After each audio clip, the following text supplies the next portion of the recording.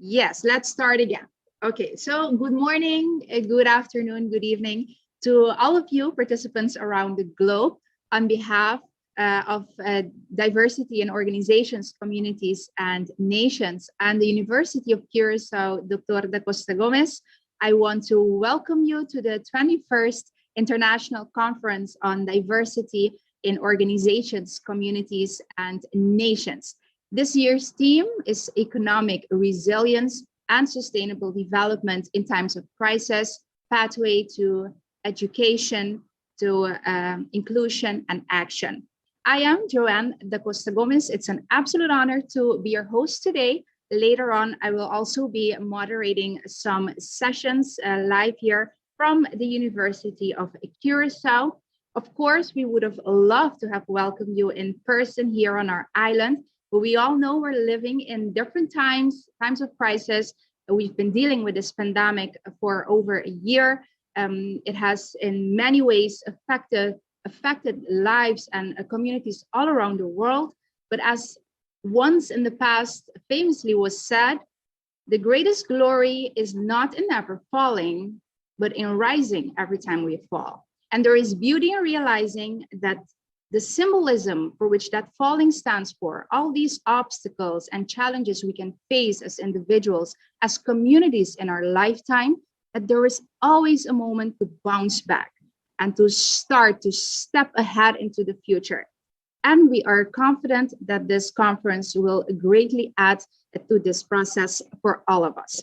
So under this topic for this year, of course, we have different themes, interesting themes that will be part of this, and also special session from Curacao here, which will have a touch of the COVID-19 pandemic and the way different ministries, the government here in Curacao has been able to how their policies and mitigate the effects of the COVID-19.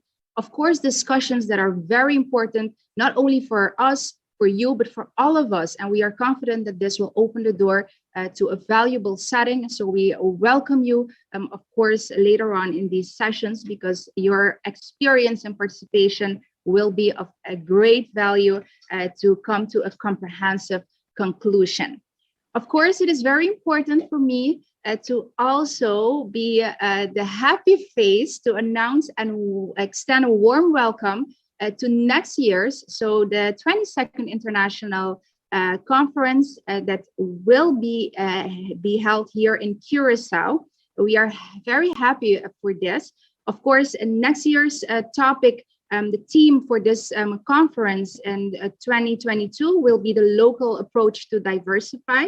Of course, post-pandemic topics will also be addressed. So I am confident that the organizing committee will put together a very nice program with topics that will resonate with all of you and offer many takeaways.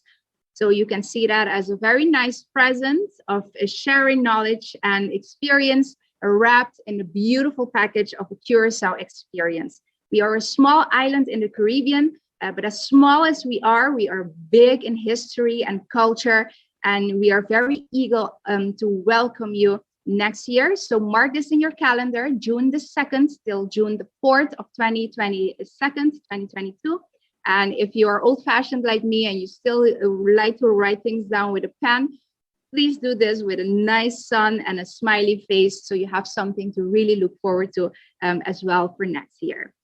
So without further ado, I now want to give the floor to our Dr. Francis Delanoy, Rector Magnificus from the University of Curacao, Dr. Da Costa Gomez.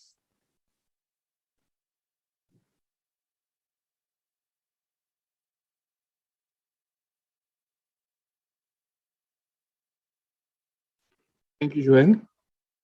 Dear organizing committee members, speakers, presenters, delegates, ladies and gentlemen, good morning, good afternoon, good evening, or as we say in our native language, papiamento, bon dia, bon tardi, y bon noche. First, I want to express my appreciation for the Diversity in Organizations, Communities, and Nations Research Network for having chosen Curacao and the University of Curacao for hosting this important conference. Special thanks goes to Dr. Bill Cope and Dr. Eugenia Arvanitis and my colleague, Mrs. Lisa Chong and her team for their dedication, unlimited commitment to make this conference a successful one. Today, as the world is facing and dealing with the challenges due to the COVID-19 pandemic, you managed to organize this 3-day conference with great speakers on very interesting topics. The theme of this year's conference is Economic Resilience and Sustainable Development in Time of Crisis, Pathway to Education, Inclusion, Action. So I definitely believe that there was no better choice to have chosen Curacao and the Caribbean area to have this conference. A flashback to our history learns that our first inhabitants were Indians, followed by the Europeans in 1499, first by the Spanish and later by the Dutch. The Dutch established in our city a major center of trade for the Dutch West India Company that was mainly driven by trade of slaves from Africa. Nowadays, our population consists of a blend of different cultures and ethnicity living together. Being a colony of different mother countries in the past has had its influence on our cultural and historic reality. The arrival of the shell industry in the 1900s led to foreign workers settling on the island to work at the refinery and associated companies. From an international perspective, development of economies, interactions between countries, and development of aviation and maritime traffic have also contributed to the diversity as people have been given a choice in where to live, here in Curacao or somewhere in the Caribbean. And Curacao was not excluded from this development. The diversity of our society is a fact. However, globalization and in particular increasing migration have added an ethnic cultural dimension to diversity. It is nice, noble, and most all impressive how Curacao has embraced diversity over the years. We have managed to live and manage diversity in a broad sense, whether racial, cultural, religious, generation, gender, sexuality, etc. Although lately the world has experienced some challenges, especially triggered by the events in the US and the response to Black Lives Matter, as a country, here in Curacao, we still value equality and inclusion and consider these as important characteristics of the Curacao community.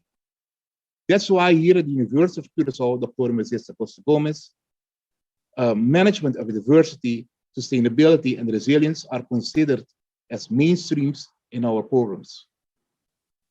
The globalization of the media, especially social media, with free movement of goods, money, people, transnational relations, contributed to sustainability of cultural and economic pluralism within our society and acceptance of diversity in our community. The benefit of this is that we are not dependent on only one economic pillar, but created a more diverse, sustainable, and resilient economy. It is in this perspective that I consider this conference on diversity in organizations, community, and nations a very important one, as presentations and papers will be presented to expand our knowledge on the topic.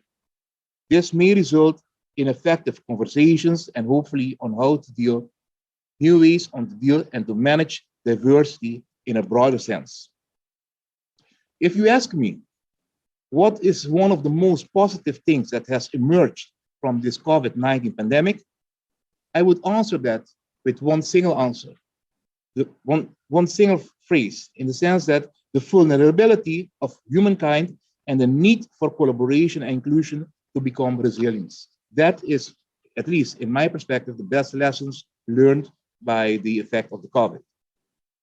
Over the years, humanity has been threatened with disasters like natural phenomena here in the Caribbean area, climate change, chronic diseases, and now the COVID-19 pandemic. This last one, the COVID-19 pandemic, has put a clear mirror in front of us, forcing especially the educational sector of the region, including Curacao, to look into the mirror and to realize where we are standing with our educational system in both content, resources, and facilities, and how resilient we are to the global nature and health threats. In addition to the educational sector, other sectors like economic, social, financial, trade, travel, etc., suffered from the consequences of this pandemic. So the COVID-19 virus made no difference in its attack to the global community. Rich and poor people, colored or not colored, religious or not religious, social class, etc., all were exempt. No, none of them were exempt from this impact. Countries became aware of how vulnerable they were and realized the urgent need to take actions to build economies that are more resilient. So the question is, what's next? A critical look at our situation in Curacao, and I believe the majority of the countries, learns that we were not prepared to cope with the COVID-19 pandemic and its consequences. The last year, we had plenty of opportunities to listen and witness how the COVID-19 pandemic has affected organizations, communities, countries, and nations. The questions that remains here is how the new future will look like. Taking a look into the future Caribbean nations, including Curacao, we noticed there are some concerns rising about readiness level to restart and to rebuild the economies. Facts are that the COVID-19 pandemic is still active and there are new variants on the virus and they are detected and they are actually present. The current vaccines should be amended to combat these new variants. The pandemic has extended from a health problem to an economic and humanitarian one. Millions of people have lost their jobs and economies are still suffering. Countries have to deal with food scarcity and extreme poverty. And at the end, last but not least, students are uncertain about their educational future because of the economic impact of the COVID-19 on them and their families. These developments make us realize that we are living in a new reality, and nobody knows if, when, these challenges related to this COVID-19 virus will be surpassed. That's why we have experienced so many changes in the last few months, and life will obviously not be the same for us as before. A lot is being said about the new normal. It's my belief that it's critical for the global community and the Caribbean region to start divining ourselves in this new normal as soon as possible in order to create a framework for restart, rebuild, and creation of new economies and refreshment of the university and the other sectors. To finalize my introductory note, it's my hope that this 21st International Conference on Diversity in Organizations, Community, and Nations will encompass sound conversations and discussions on the new reality of our world. This reality should, in any case, include unframed thinking about economic resilience and sustainable development in times of crisis, and how to cultivate this by specific actions through education and inclusion. The COVID-19 pandemic forced the global community to stand still, think, and rethink on how to face the crisis at hand. However, human mankind has proven to be strong, creative, and resilient when it comes to recovery and dealing with challenges. For each country counts that the inhabitants are self-responsible for the future and the future of their next generations. That's why it's essential to take care of each other and to help rebuild the economy. Especially our brilliant and creative minds should be engaged in these conversations, studies, and research on issues related to rebuilding economy and sustainability. In this endeavor, the awareness of global collaboration and togetherness are very much needed to deal with today's global challenges. So to conclude this morning, I will finish with a concern and a suggestion for the educational sector. We are living in a time of crisis and changes and need to adjust. The COVID-19 pandemic forced the global educational system to move from face-to-face to online learning. Therefore, it's imperative that by no means this should lead to unequal opportunities, limitations, and class education, as these are against the right of each child individual to obtain education. We need to bear in mind that the United Nations has declared education as a human right, a public good, and a public responsibility. Following that, without inclusive and equitable quality education and lifelong learning opportunities for all, the countries will not be able to succeed in achieving equality, inclusion, and breaking the cycle of poverty. Education is a key element when pursuing economic sustainability and resilience. Do not underestimate the power of this. Thank you very much, and I wish you all a successful conference, and I look forward to the presentations and fruitful conversations on the topic. Be careful and stay healthy. Thank you very much for that that warm welcome, and thank you a virtual welcome to Curacao, and hopefully we'll be there in person next year. My name is Bill Cope. I've been William. Involved. We are, thank you, William, for your nice wishes, of course, for this. We also hope to welcome you next year. I now have to give the floor to Dr. Eugenia Arvantis. She's the Research Network Chair from Patras University, Greece. Now, I will just jump in because we've been trying. I think Eugenia must have the time zone wrong. I've been trying to track her down, and she's not here, unfortunately. Okay, so we're changing Tamsin's asked me to come in and say it instead. So let me first say that Eugenia is the network chair. She's a wonderfully hard worker, puts a huge amount of work into this, and we were talking to her just yesterday, but she's not there in this Zoom link, unfortunately. So yeah, Tamsin's asked me to jump in quickly in her stead and talk a little bit about the research network, and then introduce our new people. So firstly, our next people, I'm sorry. So firstly, this is the 21st time we've run this. We've run it now. This research network's been running for over 20 years. Eugenia is our current network coordinator at the University of Patra. In fact, we were lucky to be able to hold the conference at the University of Patra in 2019. Unfortunately, we haven't had an in-person conference still. So it's wonderful to have everybody here. And I would also like to welcome our hosts for the next time, or no, not the next time, the time after next. So the time after next in 2023, we're holding it at in Toronto, at the University of Toronto. And then perhaps after that, I might talk a little bit about the background to the conference as well. So I would like to introduce now Joseph Rucapero, sorry if I pronounced your name incorrectly, and Francis Delanoy from the University of Toronto, who are going to be our hosts next year. Hi, thank you for the introduction there. Hi, I'm Joe Recupero from the RTA School of Media, and we're actually at Ryerson University in Toronto, not the University of Toronto. And I'm also here with my colleague, Professor Laurel Walzak, and she's just getting her screen sharing going, and I'm just setting that up to tee her up a little bit.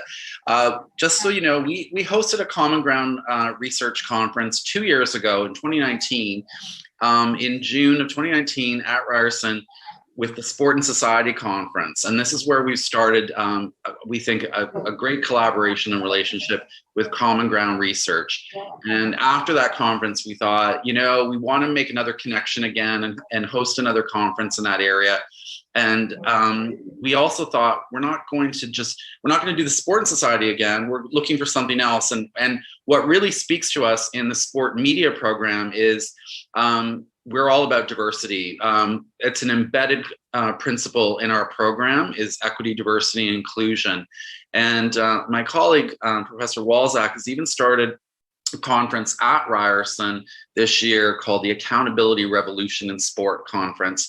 And she'll be doing that and hosting that again next year. And we really believe that that's going to lead up to our hosting the 2023 Diversity in Organizations, Communities, and Nations Conference. So I'm just going to now pass it over to Professor Walzak. Thank you.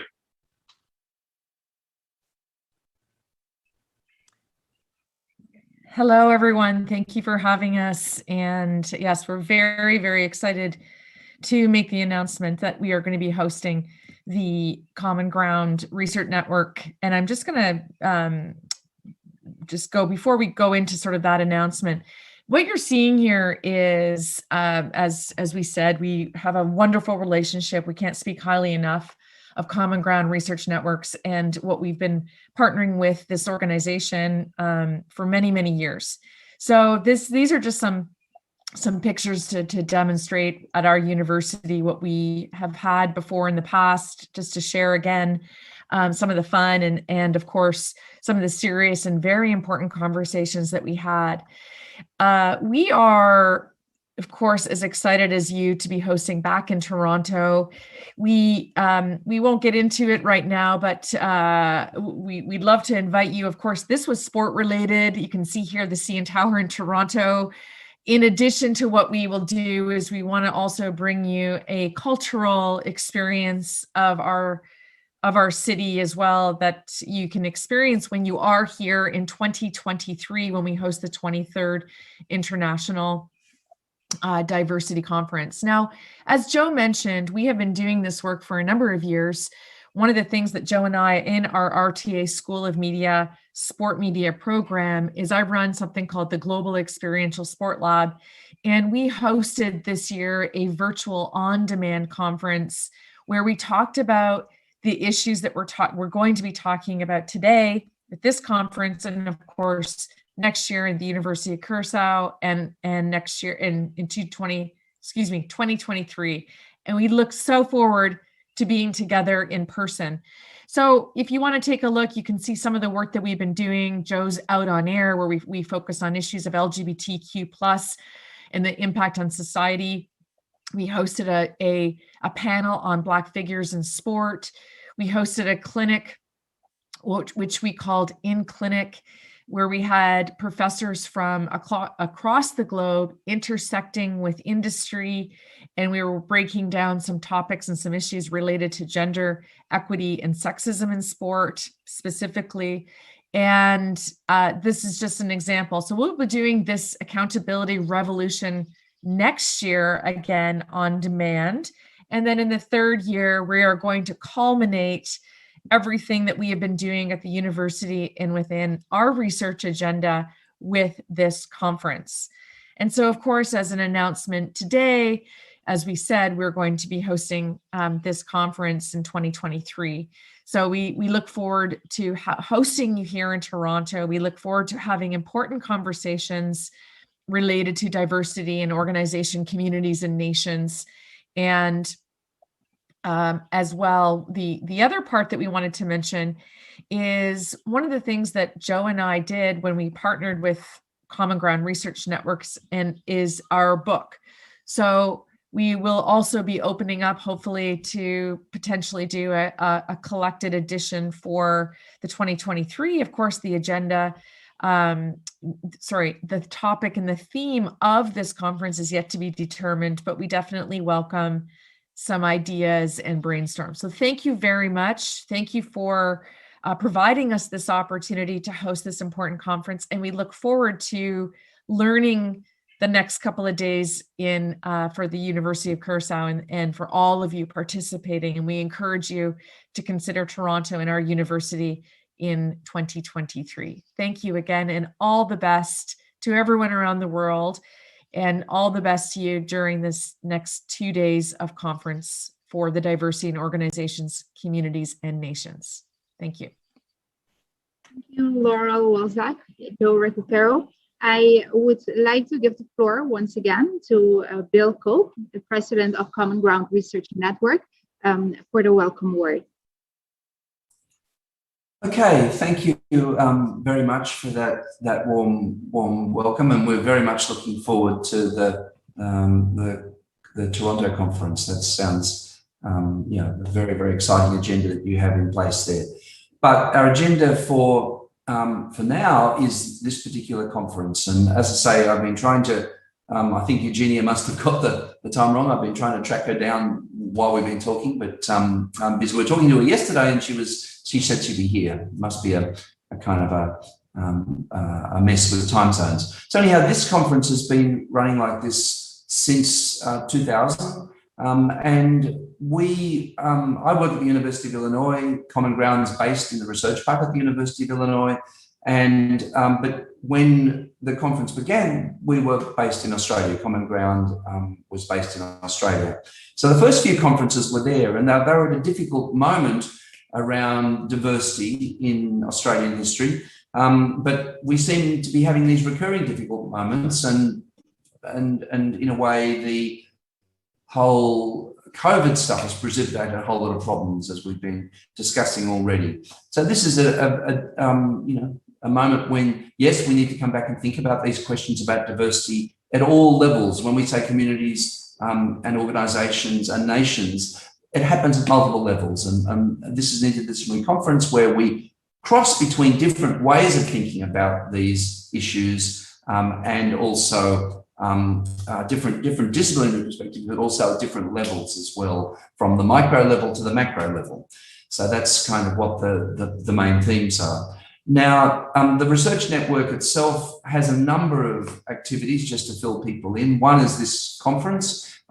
We have moved in the last year towards the notion of a blended conference. So though we're not able to hold this conference in person, in future going forward, we're going to be connecting via digital media as well. So we're going to be asking people who are presenting in person to submit digital media, and then people who can't be there in person to submit their media and participate in the interactions as well. So in this conference, this is being recorded, this session. A lot of people will be interacting with this session via the recording if they're in different time zones or as they get time available to look at it. And one thing I really want to encourage everyone to do very strongly is to go in and look at all the digital presentations, the virtual presentations. I gather there are nearly 100 presentations there, an amazing body of work. And a special request is when you're there, please make comments, talk to people. I mean, people really appreciate the interaction. And one of the virtues of this is, usually at the end of a session, people can get one or two questions, but now there's an opportunity for everybody to interact in this discussion forum kind of format. So I really encourage everybody to do that. And of course, Common Ground also publishes books, and we have a journal. So we really want you to write your paper up formally for a peer-reviewed contribution to the journal as well.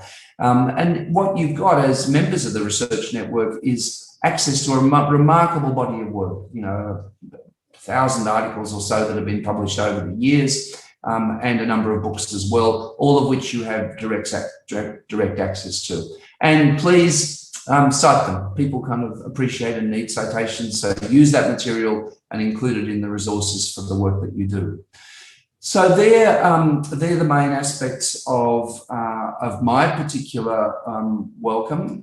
It's wonderful, as I say, to see you all here, both for the people who are here live in the session, but the people who are also going to look at this recording over the next several days. So what can I say other than have a wonderful conference, and we look forward to seeing you. There are live plenary sessions at various times. There are various interactive sessions, as well as the asynchronous interactions with the recorded session, the recorded material.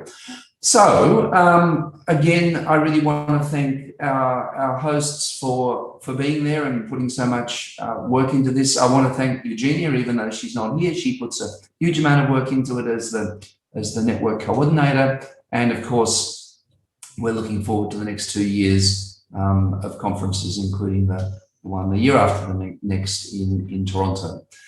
So, folks, does anybody have a question they would like to ask about the conference or how it's organised? You can perhaps put it in the chat if you have got a question. Otherwise, I'll hand back to our hosts to close off this session. We'll wait and see if we have or receive any questions. Thank you very much, Bill, for your welcome word. Like everybody stated, we are very happy to welcome you next year here in Curacao. So in this process, of course, we have a few more minutes because the plenary sessions will start at 10. But we have prepared an intermezzo, which you will absolutely love till we get to that point. Of course, with the sessions, we will be playing some very nice videos to give you an impression of our island, so you can start preparing in this vibe and in this positive Caribbean vibe towards not only 2022, but also imagine while following all these sessions these coming days.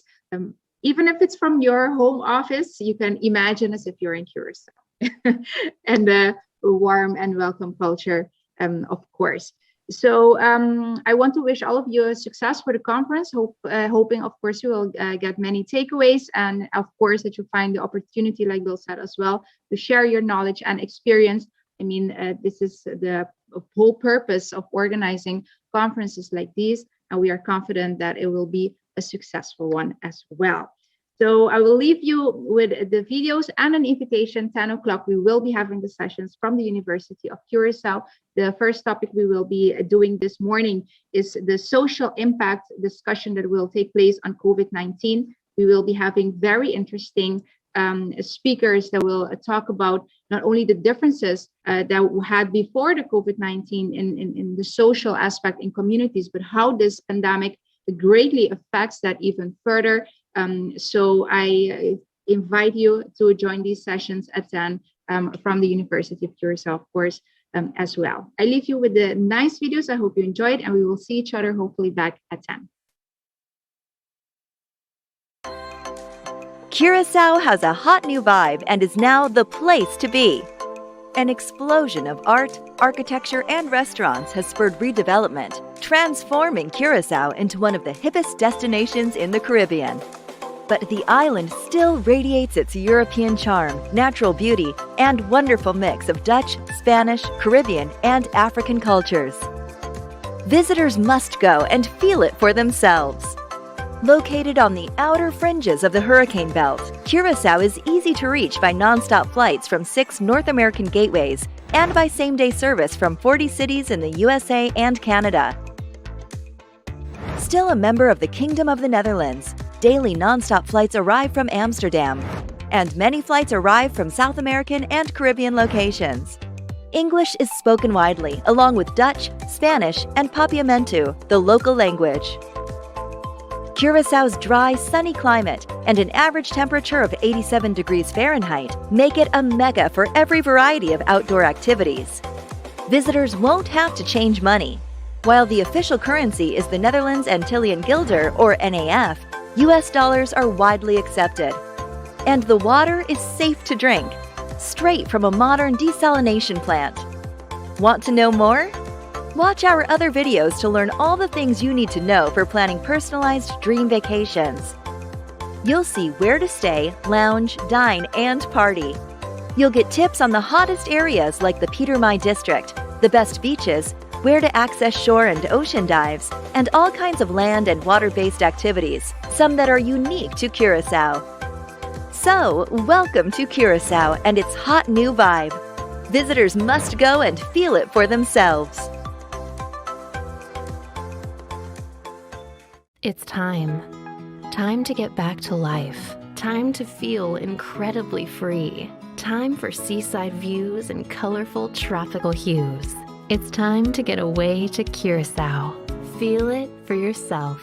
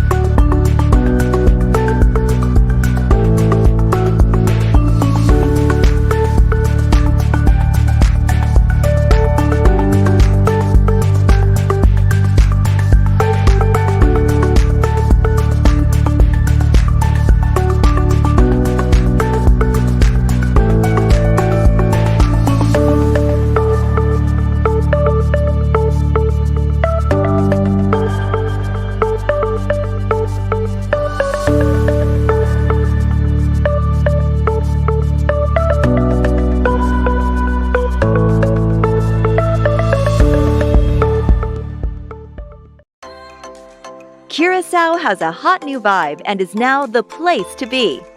An explosion of art, architecture, and restaurants has spurred redevelopment, transforming Curacao into one of the hippest destinations in the Caribbean.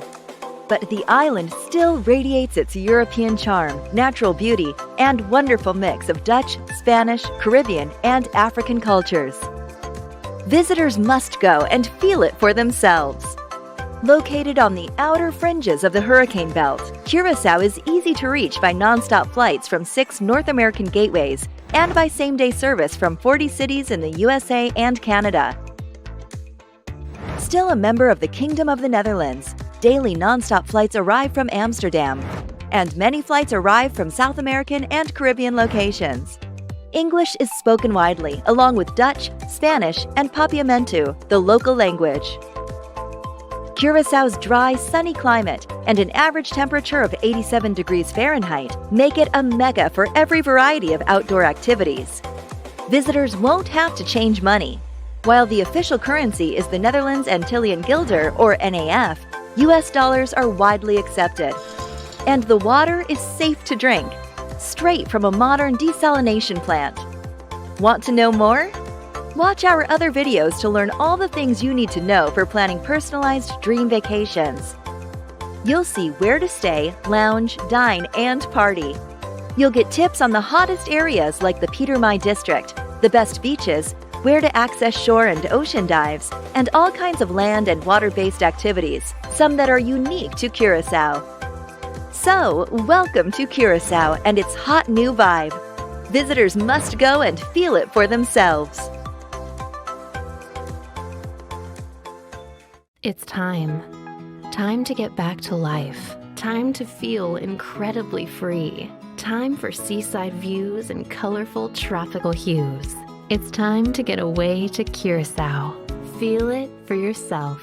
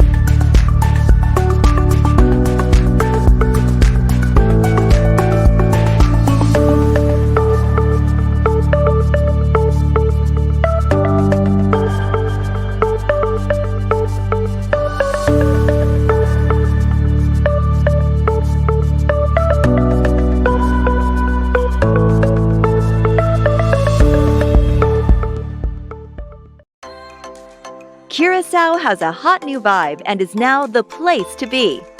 An explosion of art, architecture, and restaurants has spurred redevelopment, transforming Curacao into one of the hippest destinations in the Caribbean. But the island still radiates its European charm, natural beauty, and wonderful mix of Dutch, Spanish, Caribbean, and African cultures. Visitors must go and feel it for themselves. Located on the outer fringes of the hurricane belt, Curacao is easy to reach by nonstop flights from 6 North American gateways and by same-day service from 40 cities in the USA and Canada. Still a member of the Kingdom of the Netherlands, daily nonstop flights arrive from Amsterdam, and many flights arrive from South American and Caribbean locations. English is spoken widely, along with Dutch, Spanish, and Papiamentu, the local language. Curaçao's dry, sunny climate and an average temperature of 87 degrees Fahrenheit make it a mecca for every variety of outdoor activities. Visitors won't have to change money. While the official currency is the Netherlands Antillean Guilder, or NAF, US dollars are widely accepted. And the water is safe to drink, straight from a modern desalination plant. Want to know more? Watch our other videos to learn all the things you need to know for planning personalized dream vacations. You'll see where to stay, lounge, dine, and party. You'll get tips on the hottest areas like the Peter Mai district, the best beaches, where to access shore and ocean dives, and all kinds of land and water-based activities, some that are unique to Curacao. So, welcome to Curacao and its hot new vibe. Visitors must go and feel it for themselves. It's time. Time to get back to life. Time to feel incredibly free. Time for seaside views and colorful tropical hues. It's time to get away to Curacao. Feel it for yourself.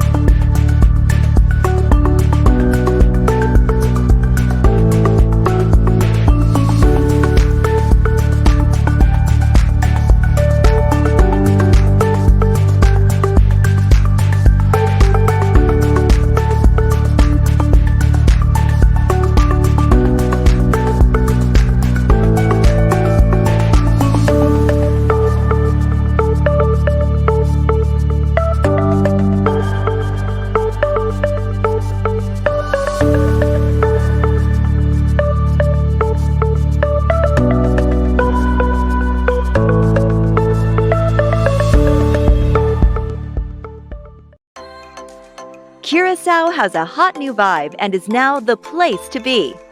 An explosion of art, architecture, and restaurants has spurred redevelopment, transforming Curacao into one of the hippest destinations in the Caribbean. But the island still radiates its European charm, natural beauty, and wonderful mix of Dutch, Spanish, Caribbean, and African cultures. Visitors must go and feel it for themselves. Located on the outer fringes of the hurricane belt, Curacao is easy to reach by nonstop flights from 6 North American gateways and by same-day service from 40 cities in the USA and Canada. Still a member of the Kingdom of the Netherlands, daily nonstop flights arrive from Amsterdam, and many flights arrive from South American and Caribbean locations. English is spoken widely, along with Dutch, Spanish, and Papiamentu, the local language. Curaçao's dry, sunny climate and an average temperature of 87 degrees Fahrenheit make it a mecca for every variety of outdoor activities. Visitors won't have to change money. While the official currency is the Netherlands Antillean Guilder, or NAF, US dollars are widely accepted. And the water is safe to drink, straight from a modern desalination plant. Want to know more? Watch our other videos to learn all the things you need to know for planning personalized dream vacations. You'll see where to stay, lounge, dine, and party. You'll get tips on the hottest areas like the Peter Mai district, the best beaches, where to access shore and ocean dives, and all kinds of land and water-based activities, some that are unique to Curacao. So, welcome to Curacao and its hot new vibe. Visitors must go and feel it for themselves. It's time. Time to get back to life. Time to feel incredibly free. Time for seaside views and colorful tropical hues. It's time to get away to Curacao. Feel it for yourself.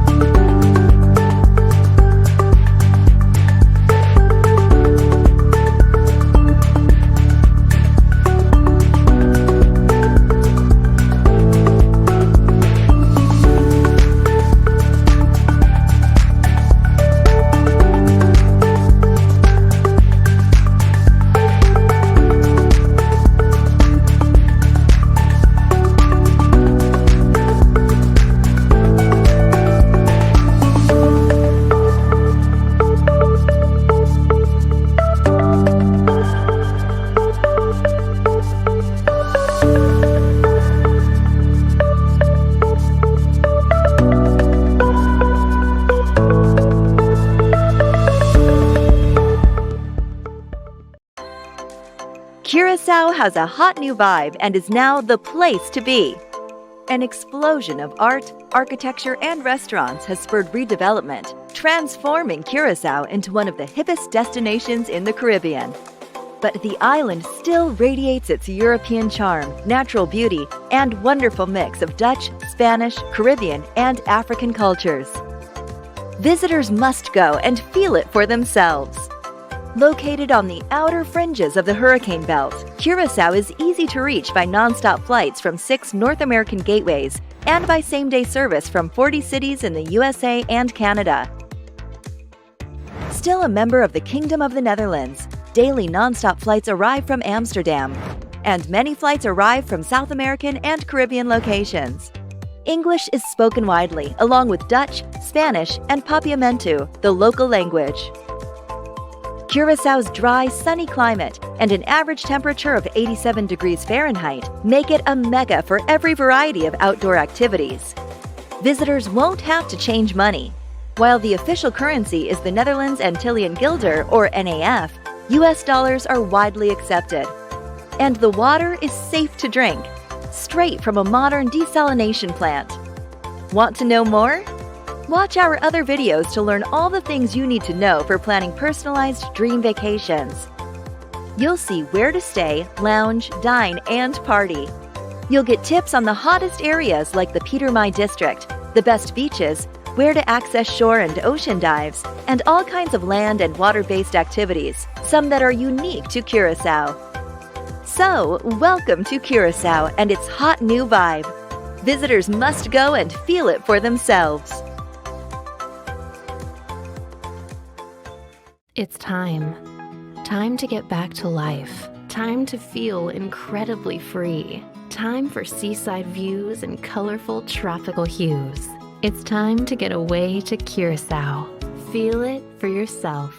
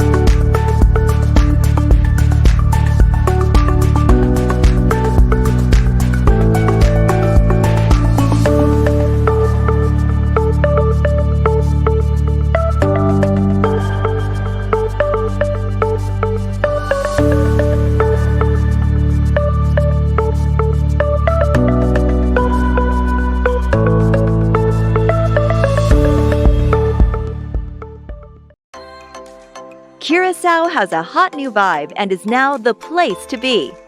An explosion of art, architecture, and restaurants has spurred redevelopment, transforming Curacao into one of the hippest destinations in the Caribbean.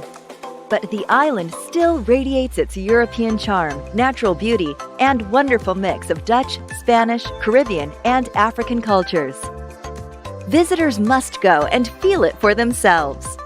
Located on the outer fringes of the hurricane belt, Curacao is easy to reach by nonstop flights from 6 North American gateways and by same-day service from 40 cities in the USA and Canada. Still a member of the Kingdom of the Netherlands, daily nonstop flights arrive from Amsterdam, and many flights arrive from South American and Caribbean locations. English is spoken widely, along with Dutch, Spanish, and Papiamentu, the local language. Curaçao's dry, sunny climate and an average temperature of 87 degrees Fahrenheit make it a mecca for every variety of outdoor activities. Visitors won't have to change money. While the official currency is the Netherlands Antillean Guilder, or NAF, US dollars are widely accepted. And the water is safe to drink, straight from a modern desalination plant. Want to know more? Watch our other videos to learn all the things you need to know for planning personalized dream vacations. You'll see where to stay, lounge, dine, and party. You'll get tips on the hottest areas like the Peter Mai district, the best beaches, where to access shore and ocean dives, and all kinds of land and water-based activities, some that are unique to Curacao. So, welcome to Curacao and its hot new vibe. Visitors must go and feel it for themselves. It's time. Time to get back to life. Time to feel incredibly free. Time for seaside views and colorful tropical hues. It's time to get away to Curacao. Feel it for yourself.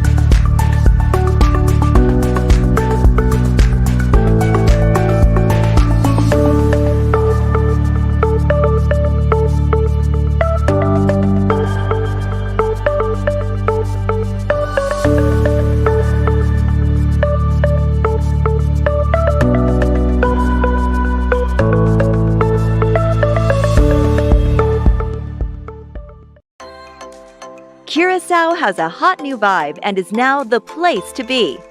An explosion of art, architecture, and restaurants has spurred redevelopment, transforming Curacao into one of the hippest destinations in the Caribbean.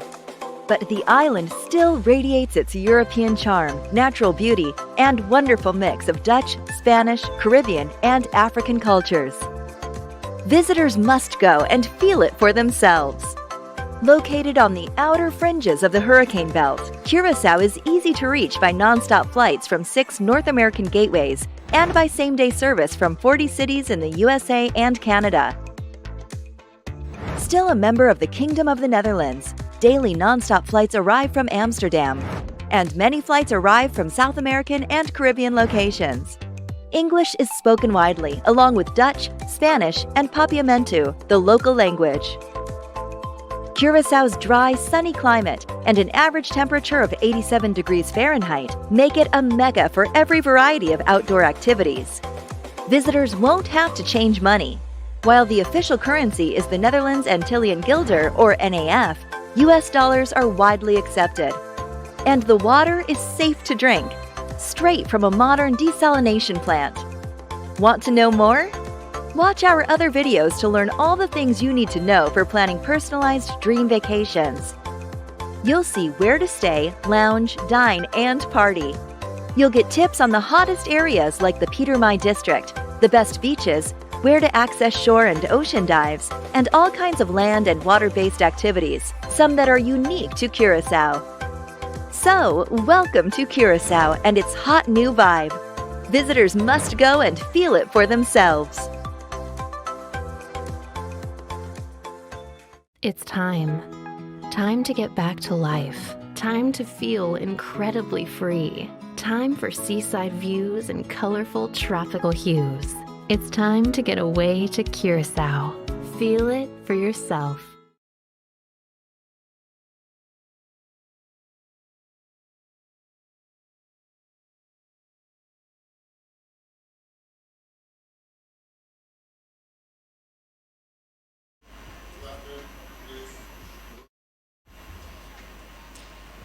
Good morning, good afternoon, good evening. Once again, buen dia, buon tardi. Of course, I want to welcome you to this session as a part of the 21st International Conference on Diversity of Organizations, Communities, and Nations. This is the session on social impact discussion for the impact of COVID-19. I am Joanne da Costa Gomez. I will be the moderator for this session. We will be having more sessions throughout the day. At 3 p.m. we will be having a discussion, but then on the economic impact of COVID-19. For this session, just like the others, we will be having now 2 speakers. Each speaker will have 20 minutes to elaborate on the topic at hand. You can follow us via the stream. Of course, you can post your questions in the chat box, but you can also send your questions to WhatsApp number. Of course, for the global participants, you can use our area code, which is 005-999, so 5999, and then 562-2121. So 005-999. 562-2121. Of course, we all know we're living in different times, so we have to adjust to this virtual world of conferences and sessions, and we want to facilitate everybody to be able to participate and have interesting discussions later on. So you can send your questions during the presentations, of course, in the chat box as well. We do not encourage chatting in the chat box. Just use it for posting questions, and then at the end, when both speakers already had their presentations, we will be addressing all of these questions on the topic at hand. Like previously stated, we are in the session about the social impact of the discussion of the COVID-19 pandemic. Our first speaker for today will be Professor Dr. Rosemary Allen of the University of Curacao, Dr. Moises Frumencio da Costa Gomez. She will be speaking about the deepening of the fault lines of long existing class and ethnic and racial differences, as well as colonial histories. She will look at factors which have influenced the social impact of COVID-19 for the Curacao society by examining state intervention as well as strategic and alternative response to this, which have been manifested, of course, to control lives of people living on our island of Curacao. Of course, I want to extend the invitation to the global participants as well, because even though she is looking at this from a cultural perspective from our island, it opens door to lots of interesting discussions, which are, of course, very valuable to other communities as well.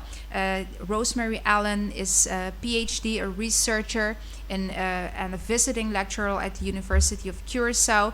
She has authored and co-authored several curricula on issues of Curacao culture and society for the University of Curacao, but also for other institutions. She has published, co-published, edited several books and articles on cultural and social history of the Dutch Caribbean islands, with special attention on cultural heritage, migration and diaspora, gender studies, and cultural diversity. She's won many prizes for her work on oral history, prestigious nominations and prizes locally and internationally. She's knighted in the Netherlands Order of Orange-Nassau. We can say with emphasis that this is a person, of course, that will be giving a very interesting perspective on the societal subjectivities around COVID-19. So without further ado, I want to give the floor to Professor Dr. Rosemary Allen.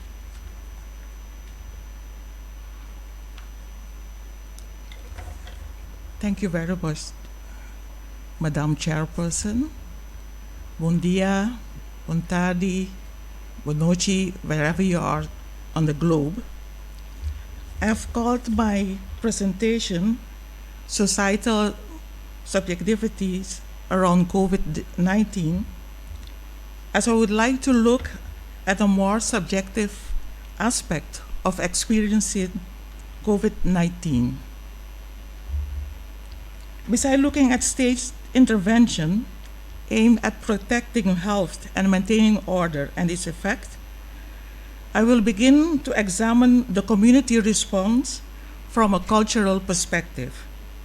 By doing so, I would like to introduce a new dimension to the discourse on COVID-19, which is that of resilience.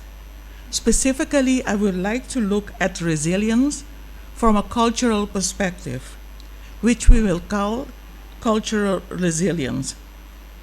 This could be seen as a community intrinsic potency, both historically and contemporarily determined, of which one is not always aware, but which in the periods of uncertainty can become the driving force behind people's behavior.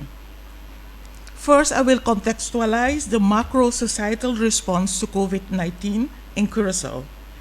Then I will look at how the relationship between health, culture, and well-being with regards to uncertainties has been approached in generally and more specifically in the Caribbean.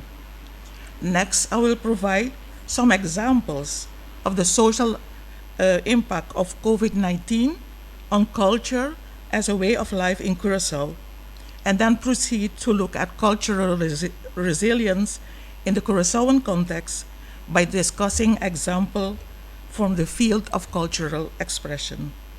Finally, we'll offer some thought on how we may proceed from a cultural perspective.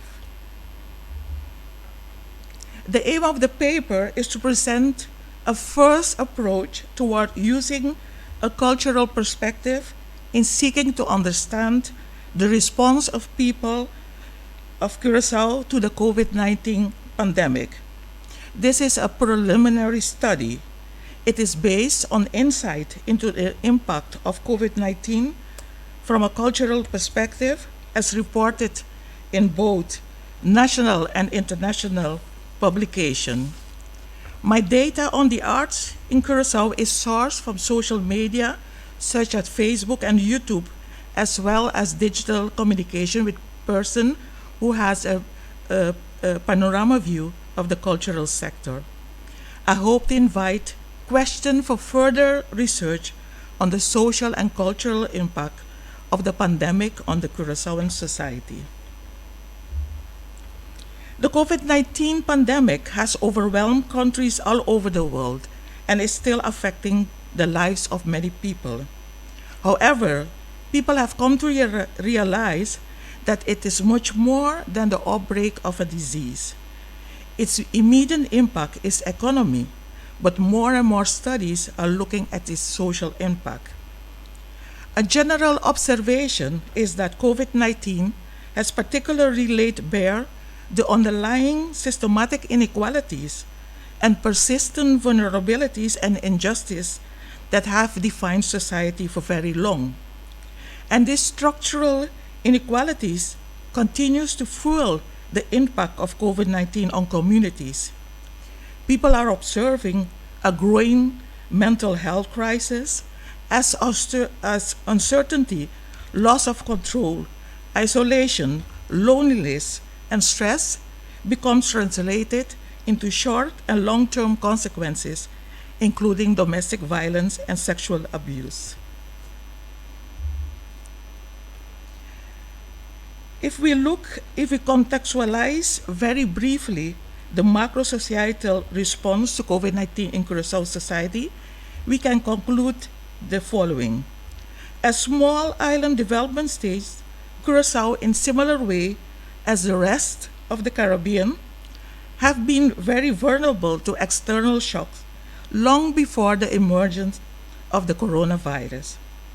These societies are now facing even more significant challenges as the pandemic has exacerbated problems in multiple areas of life.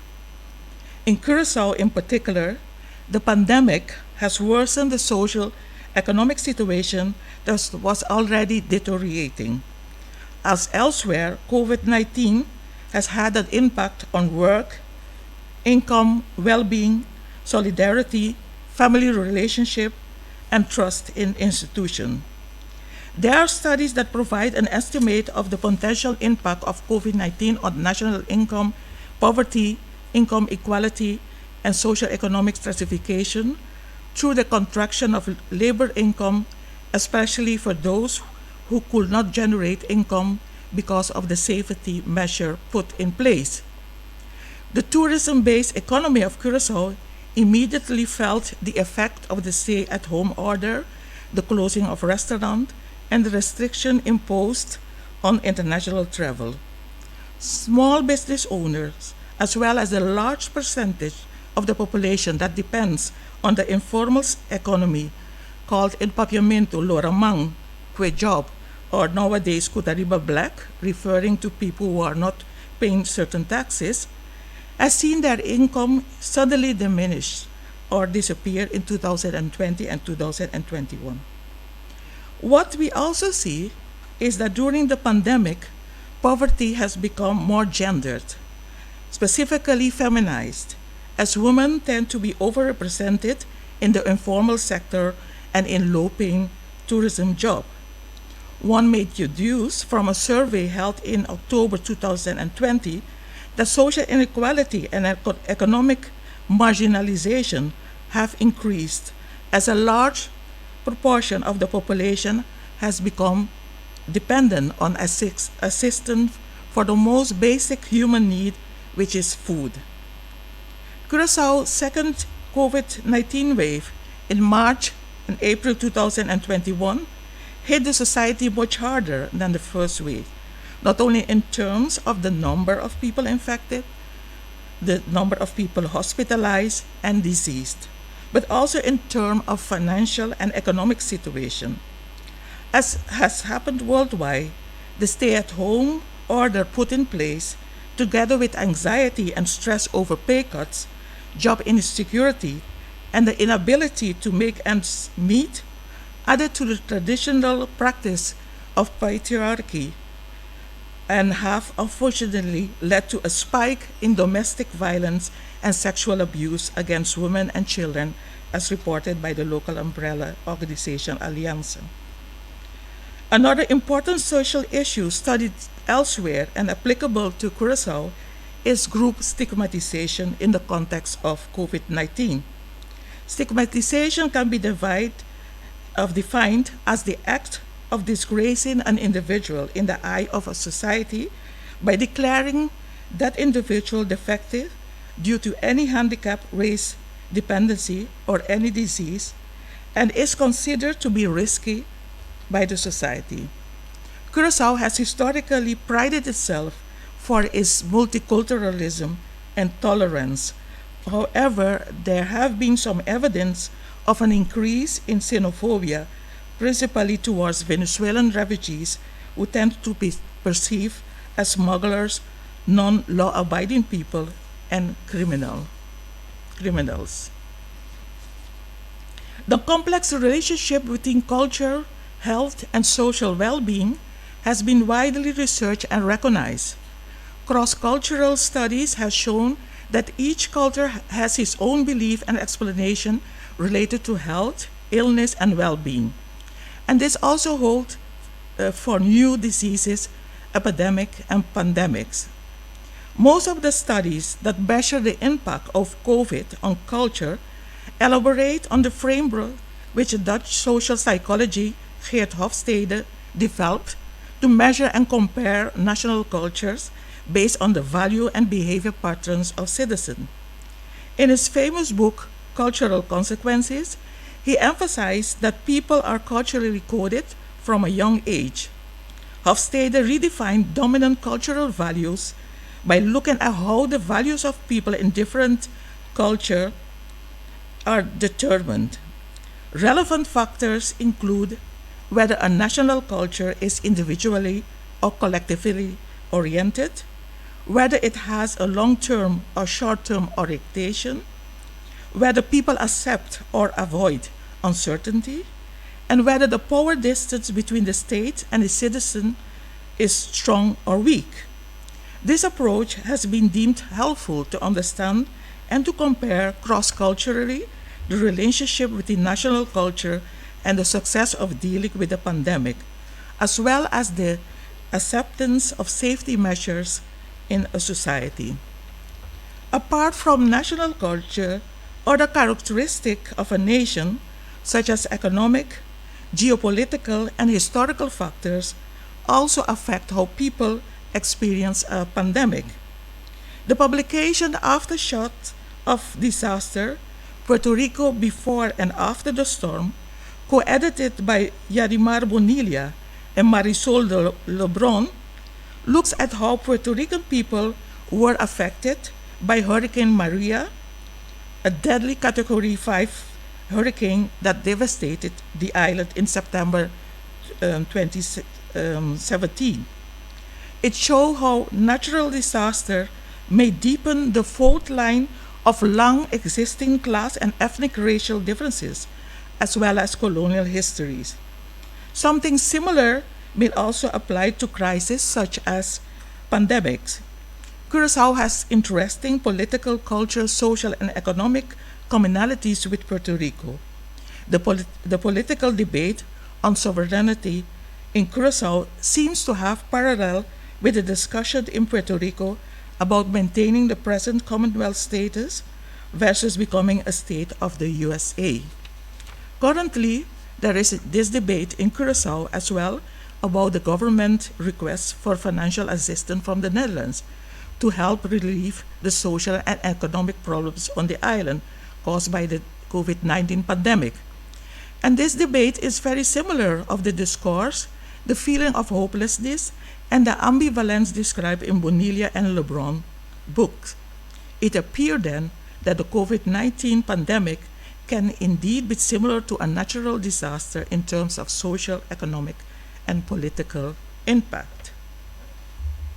What has been the social impact of COVID-19 on culture as a way of life in Curaçao?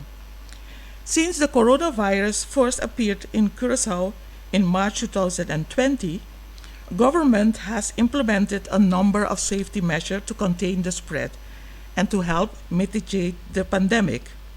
These measures became stricter in March 2021 because of the steep increase in the number of people diagnosed with the coronavirus, hospitalized, and deceased. The measures have had significant economic consequences in a society that depends on commerce, tourism, and service. Negative travel advisories, the requirement that visitors present a corona test, and the dissemination of air traffic has hit the tourism sector very hard. Tourist activities have been paralyzed. Beaches, cinemas, and museums are closed, and most forms of live entertainment have been suspended. And it is in this context that the cross-cultural differences between Curaçaoan and Dutch tourists and interns from the Netherlands is clearly felt in terms of their compliance with the measure. It seemed to be more difficult for the Dutch tourists and interns in Curaçao to abide by the local safety measure, and the criticism of the local population on this behavior on social media and radio talk show added to the existing discourse on coloniality regarding the relationship between the island and the Netherlands. Social avoidance appears to have become more essential to global and local survival in the face of the COVID-19 pandemic. In Curaçao, it means concretely keeping a distance of at least 2 meters, 6 feet from others, wearing mouth and nose masks in public, washing one's hands frequently, working and schooling from home, avoiding large gathering, curfew, limiting family visit to certain hours of a day, limiting daily car traffic based on people license plate, and a car-free Sunday. And the main safety measure has been put into law and an umbrella emergency law, which was enacted in December 2020. The safety measure restricts the freedom of the people and can be experienced as coercive. Discussion about the measure often become politicized. To what extent people actually comply with the measure has a cultural dimension. For behavior to align with policy, there needs to be a public trust in government and confidence in government ability to handle a crisis. Questions to be asked are, how do Curaçaoan socio-political actors usually navigate norms and desires that are often conflicting? How do they do this specifically in the context of COVID-19 pandemic? And what is the level of public trust in government?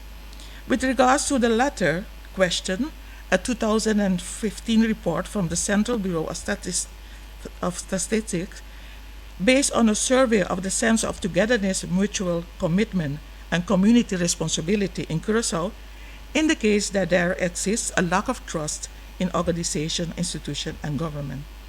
When looking at social distance through the lens of culture, its impact surely has cultural ramification. As family relationships are very important in Curaçao culture, restriction upon visit to family elders has proven to be a challenge. A cultural resource that is critical to the effective pandemic response is community-based coping, which focus on how people bond as part of a community in the sense of being connected to the society and to each other. Funeral are central life cycle event for Curaçaoan. In most cases, they are large and long gathering lasting from well before to long after burial, and which are typically attended by numerous relatives, friends, and acquaintances. They represent an important form of social bonding and community coping, and personal physical contact normally plays a key role. Funerals are also considered potential super spreaders and have therefore been subjected to the coronavirus safety measure. Many people experience the safety restriction that apply to funeral as quite traumatic. Deciding who may be allowed to be present at the funeral to pay their respect in person, cumpli, is a new, difficult, and distressing task. In order to properly comply with all these applicable measures and still enable all mourners to keep with their personal loss, as well as possible funeral home, you see that now funeral homes now offer internet broadcasts of their service and may organize a drive-through so that people can pay their respect while driving in their car. In this section, I will look at how people in Curaçao are dealing with the trauma of uncertainty through artistic expression. The literary scientist Gary Richards argues that people turn to the arts in periods of uncertainty for variety of reasons. For instance, people look for information about the crisis and seek to expand their understanding of it. Additionally, the arts can have a healing effect as they may help people to express a process and process their pain, to distract from the crisis, to take comfort in the familiar, to craft articulation about crisis-related issue, and to define narrative about the crisis, to look at the ways which others have dealt with similar crises, and to be inspired with new ways of handling crisis. And what you see also that such expression through literature, music, the visual art, film, and design later on become part of the cultural heritage and will inform future generation of how people lived their lives and dealt with uncertainty during the 2021 pandemic. The arts sector worldwide has been hit hard by the COVID-19 pandemic, and some government has provided emergency aid to the sector. There are no statistics yet about the social and economic impact of the pandemic on the cultural sector of Curaçao, but it is a known fact that musicians, artists, art gallery, and museum have suffered severely. And you see that also by the professional musicians in particular have openly voiced their concern and disaffection with the circumstances that have prevailed since the start of the pandemic. Some of the institutions in the sector have tried to deal with the challenge by organizing virtual exhibitions and moments of expression. And we see here an example of the exhibition of the Curaçao Museum called Extremo pa Corona e Obra, extreme to crown the artwork, a name that contains a pun using the word corona, which literally means crown in Papiamento. And there are other institutions as well who have come forward with their art forms. Important is also that poets and other artists has used their art to create awareness about the pandemic and how to cope with it. And I give an example of a song by the well-known singer and composer Seth Wright, which came out in September 2020. He sings in the local language Papiamento, and his aim is to build and enhance Curacao national spirit. In this particular song, he fosters a sense of community, a love for nature, but also create awareness of the pandemic by instructing people how they should behave in this time of uncertainty. In part of the lyrics, he specifically pays attention to the measure against the coronavirus. Yes. Another example is that of Edsel Juliet, and he's a singer who lives in the Netherlands, but remains very much engaged with his country of birth through his music. He sings in Papiamento, and his songs appeal to both Papiamento-speaking people of the Italian diaspora in the Netherlands and to people on the Papiamento-speaking Caribbean island. He usually applies humor as a vehicle for his social message. His latest song, which premiered on March the 3rd, 2020, is called Dank U Corona. Thank you, Corona. It is a somewhat philosophical ode to the corona crisis. As he said, I suddenly had a lot of free time to think things over, and all kind of questions popped up. He says in an interview with the online news platform Curaçao News. For Juliette, the crisis provided an opportunity for humanity to reflect and to recognize the value of matters that used to be taken for granted. For example, part of the song says, Corona, you held a mirror to me and showed me the value of freedom. A notable example of people sharing their pain through art derives from the April 2021 funeral of Shahira Engelhardt, a tambour singer and daughter of the legendary tambour singer Mystica Divine.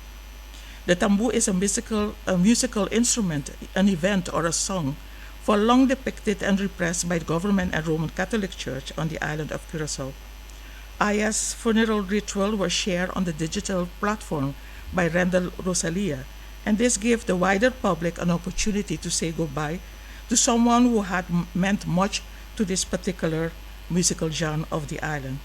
The on-site ritual had to be curtailed because of the safety measure in force, but the relatives and members of the musical group who were able to attend the funeral spontaneously shared their pain caused by the sudden loss of a loved one through several tambour songs that refer to death as unavoidable.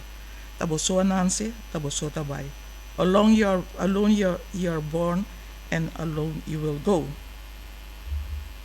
Some final thoughts. Curaçao is realizing slowly that COVID-19 is not simply a health issue, not only an economic issue, but all aspects of life, such as poverty, domestic violence, and youth education, must be taken into account. The pandemic has laid bare the pre-existing underlying social inequality of the Curaçaoan society that are historically rooted and have never been tackled adequately before. The social problems that Curaçao is experiencing at this time are urgent and require proper identification and critical research that examine both the historical and contemporary causes. Culture helps in identifying these research gaps. Involving culture in the discourse will create an awareness of the nature and degree of cultural resilience of the population, that is, their ability to cope with the circumstances and uncertainties of the present extraordinary times. Finally, this model of cultural awareness helps contribute to a more inclusive, socially integrated, and just Curaçaoan society. Thank you very much.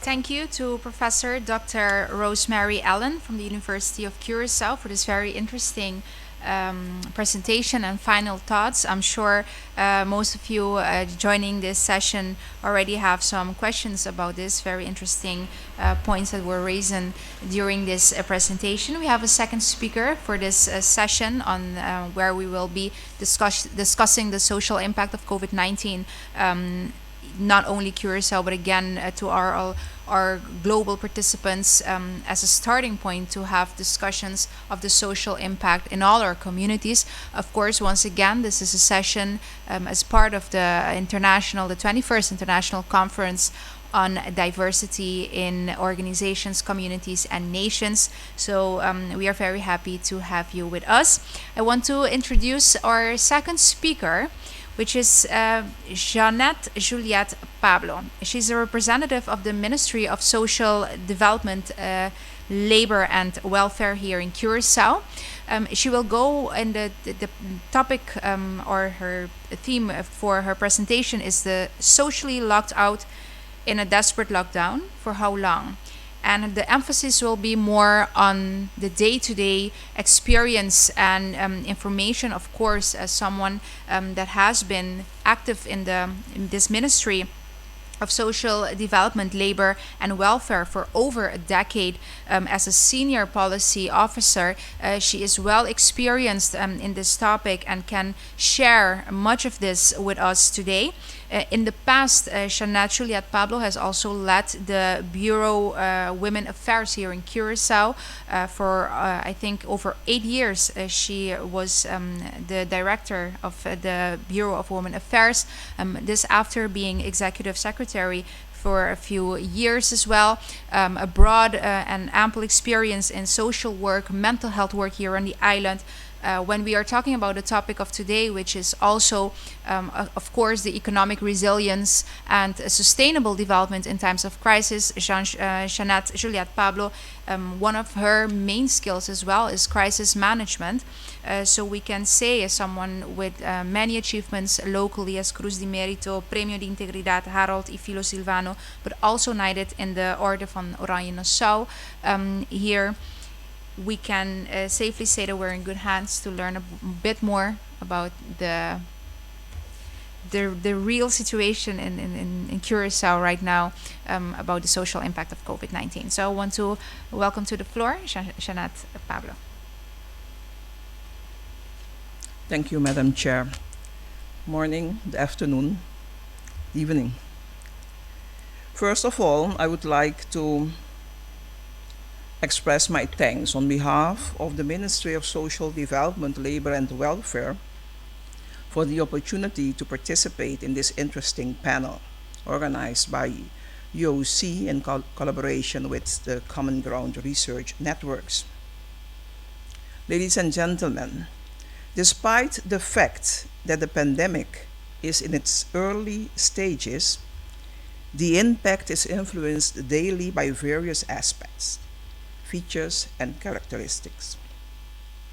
I will try to create a picture of this complex disease that acted like a thief in the night and deprived humanity of certain freedoms. At the other hand, it gave our nature and environment some rest and gave sound to silence. COVID-19, better known as the corona pandemic, can be identified as the invisible force that has caused long-lasting damage to pillars and foundation of our society. We all can agree that the pandemic caught us out of guard. We were not prepared on any level for this huge situation that is still shaking our community. Let's go back to Curaçao during late 2019 and early 2020. Traditionally, The first quarter of the year is the period of Carnival celebration, our biggest cultural, social, and economic event of the year. At that time, the corona pandemic appeared to be far away. The news from abroad had also not been taken seriously, maybe because we have always been spared of hurricanes, huge global economic crises, and epidemics. The first case was registered on March 13, followed by the first lockdown, which rapidly made a direct, visible, and tangible impact on the social domain. The way in which the measures, such as social distancing, had worked out placed people in a very vulnerable position. The corona measures have brought people into big challenges, but also to deep reflection. The feeling of security, safety, social relationship versus isolation have been put to test, and many, as it was, is also a matter of life and death. COVID-19 is definitely a social crisis that affects people at its core. You could describe it as overlapping, disintegrating circles of essential overlapping human development areas. All these circles are affected by COVID-19 as a health issue with extensive and partly lasting consequences in the social domain. The pandemic and the consequences of the measures do not affect everyone equally, especially when we are dealing with a society with structural problems with regard to social equality, poverty, income and employment, housing, transportation problems, education, early childhood development, health, food security, financial empowerment, vulnerable groups such as multi-problem families, young single mothers and parents, pensioners, widows and widowers, persons with disabilities, persons suffering from non-communicable diseases, migrants, undocumented, and new vulnerable groups in the society. The social domain, therefore, is under remarkable pressure, while the structural inequality has exposed a number of vulnerable groups due to this pandemic. Loss of employment. People with half or third part of their usual income. Confused people. Families who have lost their loved ones because of this COVID pandemic. These all are long-term and massive problems that must be subjected to research, tailor-made interventions, and methodologies.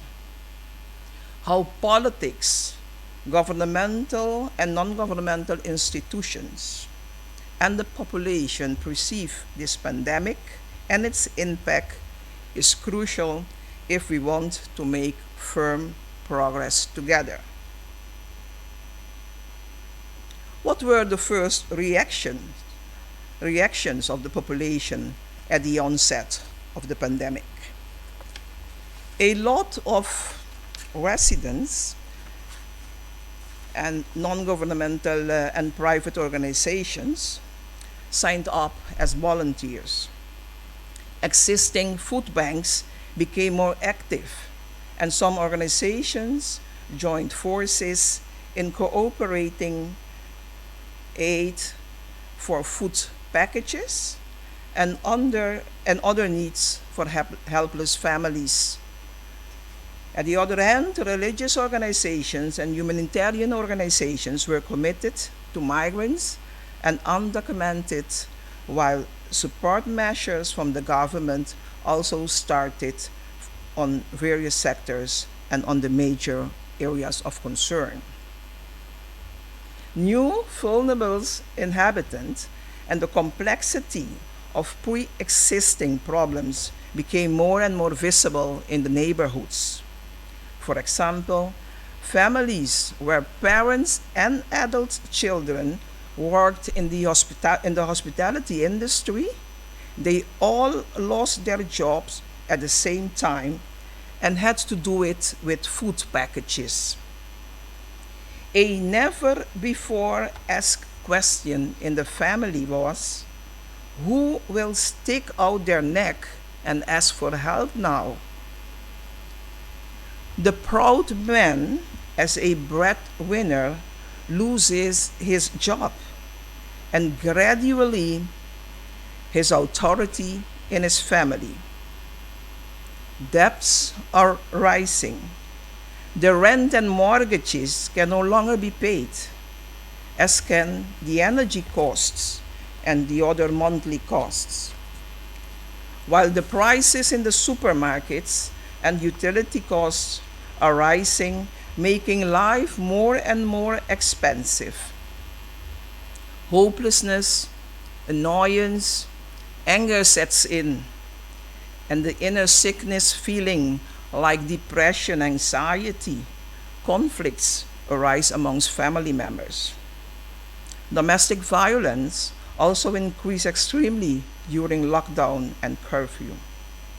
Criminals and first offenders continue their criminal acts whilst the family in misery waits for the loot. If we want to measure the social impact, we must of course know where we stand and where we are heading to. In other words, from which perspective we will analyze this social impact impaired by COVID-19. At this point, a sequence of aspects will be acknowledged to identify and describe how this corona pandemic impacts a weak and outdated infrastructure.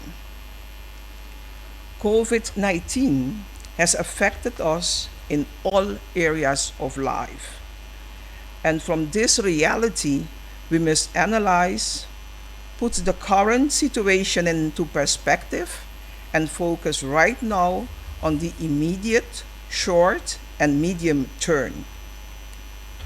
I deliberately don't talk about long term right now because there is not yet enough validated and standardized data to develop a result-oriented and effective policy.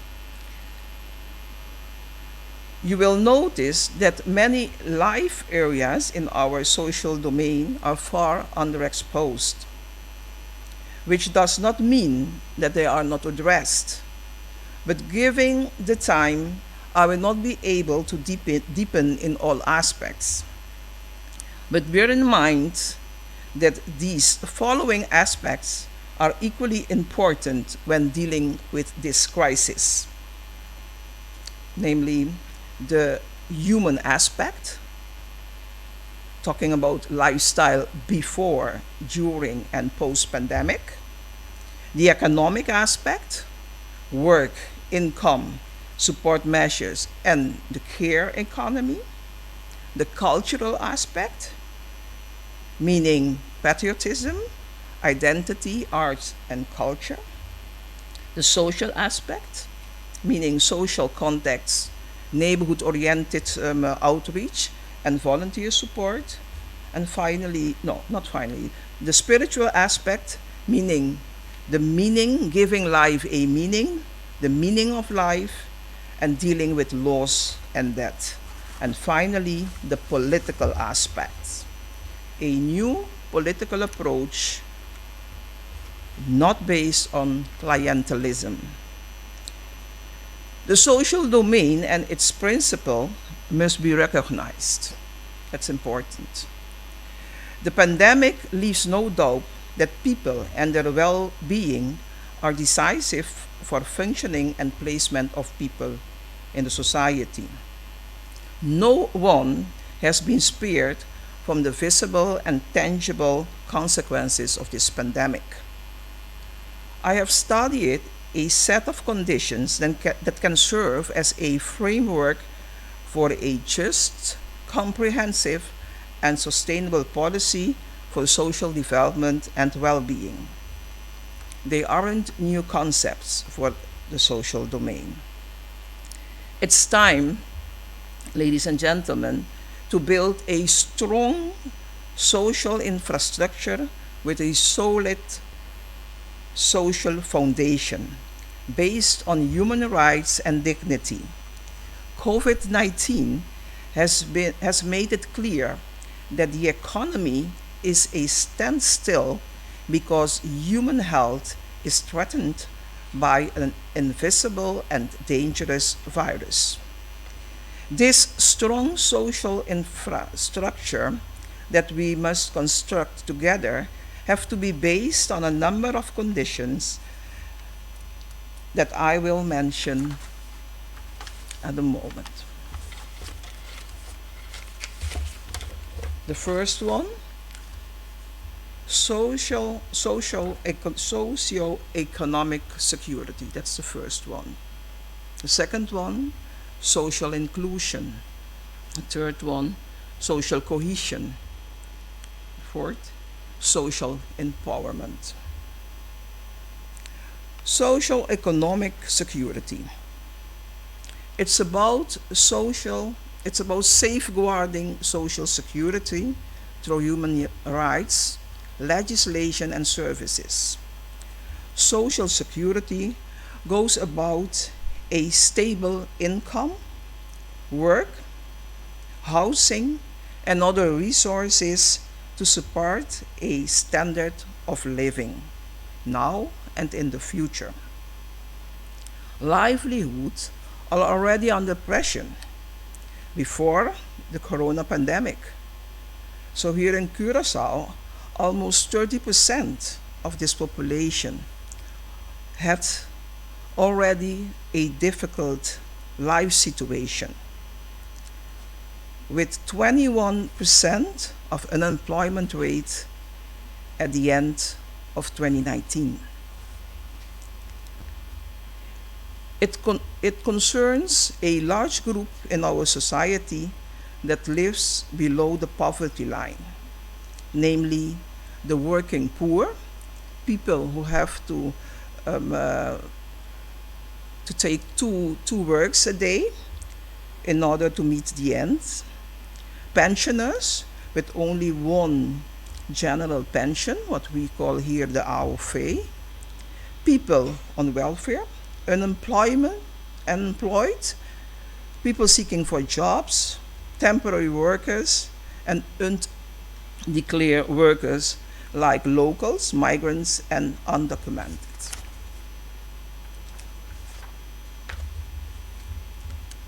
The corona crisis is introducing a new group of vulnerable people in all segments of the society. Despite government's support measures, incomes decreased drastically, and no one knows until when. Young people with temporary jobs sees their jobs disappear.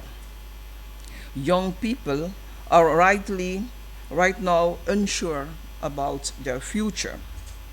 Many are faced with the dilemma of staying on the island or leaving for the Netherlands, where the situation is also quite difficult for newcomers, especially regarding housing. Informal workers are also a critical topic. This group cannot claim any compensation.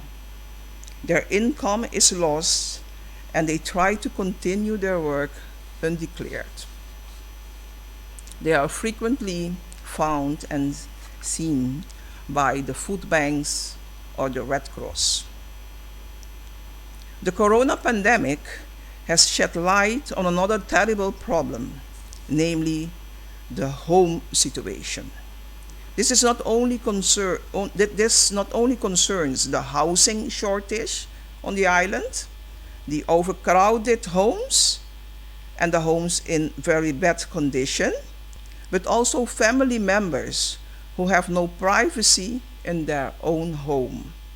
And therefore, for example, children don't have an adequate place to do their homework or to attend education from home. Besides, there is no or bad internet connection. What are some risks areas in this? The gauges for these high-risk neighborhoods, for example, are revealing why neighborhoods are and stayed the most affected.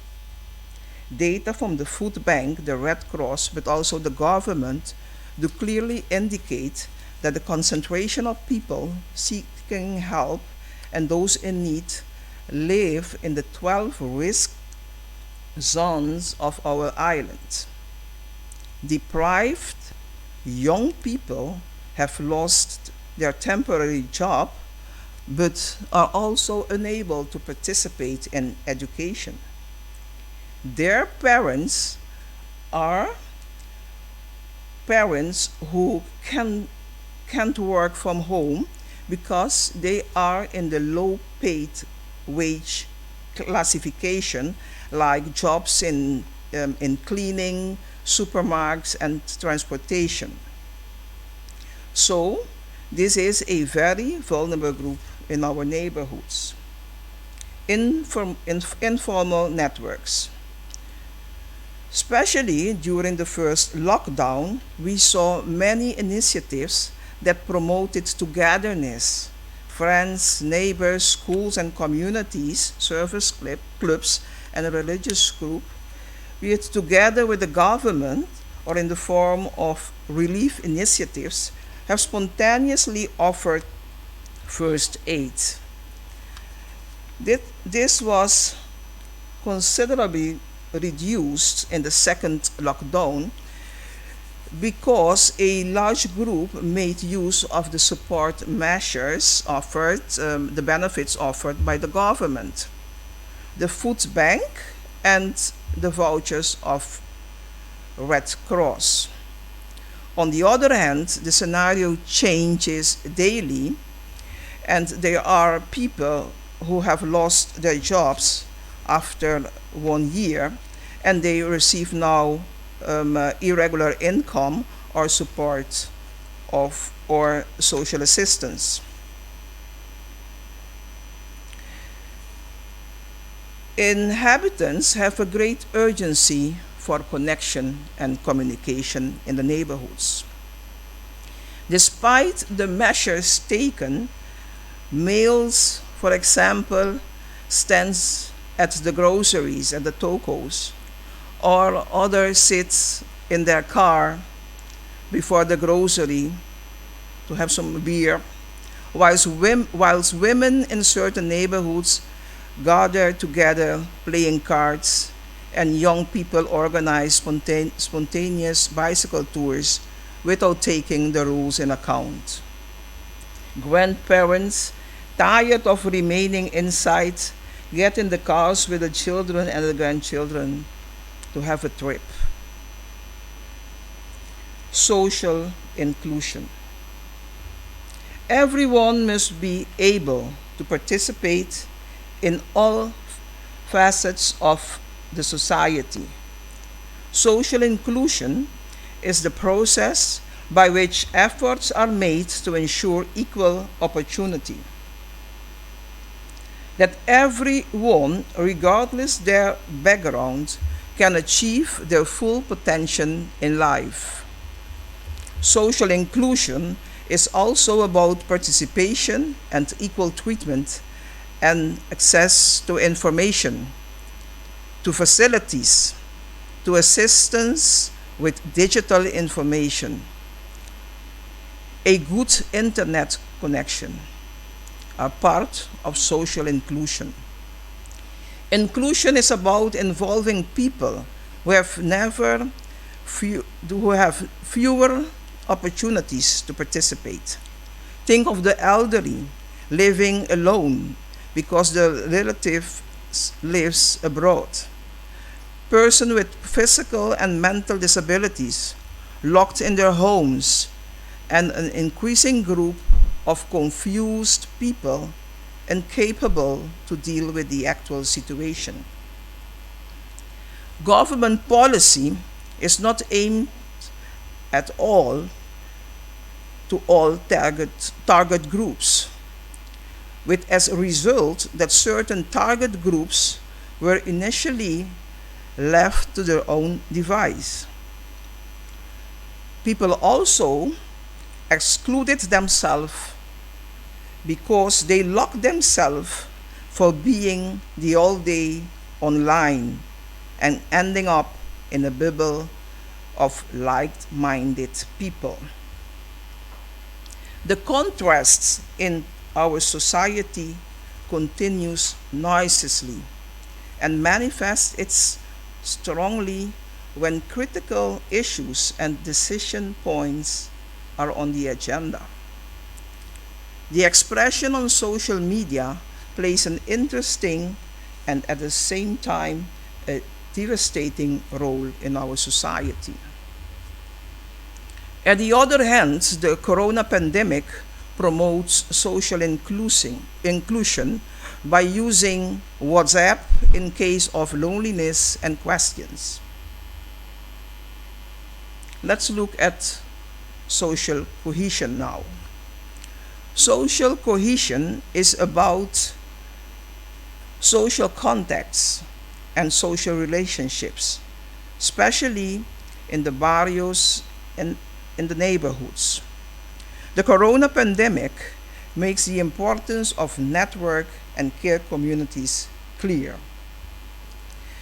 The districts, the barrios, became central for registration and distribution of food packages and vouchers through neighborhood centers, parish houses, district mediators, and also residents who opened their homes to deprived inhabitants. Organizations took the risk, despite the pandemic, to make a social map and to plan out the needs and the requirements of the residents. The government had very quickly offered support to the underprivileged users and job losers and people without income. It was also the case with the food bank and the Red Cross. The registration and distribution went along with a lot of criticism about receiving double packages, abuse by residents and migrants. In fact, it ran like a red line through the entire period. In the second lockdown, the initiatives were clearly less. At the moment, the government is in charge of the coordination and registration and distribution, while for the coming 2 months, the IOM will take responsibility for the undocumented. The fourth, social empowerment. What has become clear is that we live in a very vulnerable society. COVID-19 has affected us both collectively as separately. It's a shock to the most and unknown to everyone. The number of deaths was less in the first wave than in the second wave. We now see more and more sadness in people and families In some cases, the loss of several loved ones, and they are in deep mourning and have lost one of their families, or they take care of the sick ones. The circumstances have changed for many of us. On the other hand, we think that the measures are necessary, but we are afraid and anxious because COVID-19 has made us all insecure in many ways. But still, we will have to deal with this transformation. Social empowerment is about whether residents are seen, recognized, and addressed.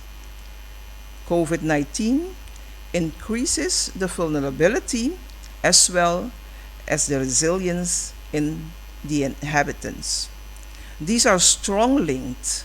From vulnerability comes growth, and we must be open to other forms of expression, recognize and acknowledge the importance and need of social relationships in our life. Both the purpose of life and the meaning of life matter when we talk about empowering vulnerable people. Conclusions. The socio-economic security, social inclusion, social cohesion, and social empowerment, as I mentioned before, can function as a framework for sustainable policy. Second conclusion, decentralized policy and services towards neighborhood and cooperation with social and community organizations, school, and other care institutions are a must for the coming years. The social domain and its principle must be recognized, and the pandemic leaves no doubt that well-being is decisive for functioning. A sick, physically, both mentally, society cannot produce. From a socio-economic point of view, investments have to be made at micro, meso, and macro level, and other forms of economic possibilities have to be explored, like digital economy. People find it necessary to meet again, so meeting places must be created in neighborhoods, in the open air. Investment in public spaces must be together with our residents, must be planned together with our residents. A government approach that doesn't primarily assist and make people dependent, but more focused on facilitating and recognizing the forces in people, in problem-solving models, self-sustainability, and active involvement in local neighborhood and communities. Social inclusion through digital participation. Digital participation has everything to do with social security. I thank you, ladies and gentlemen.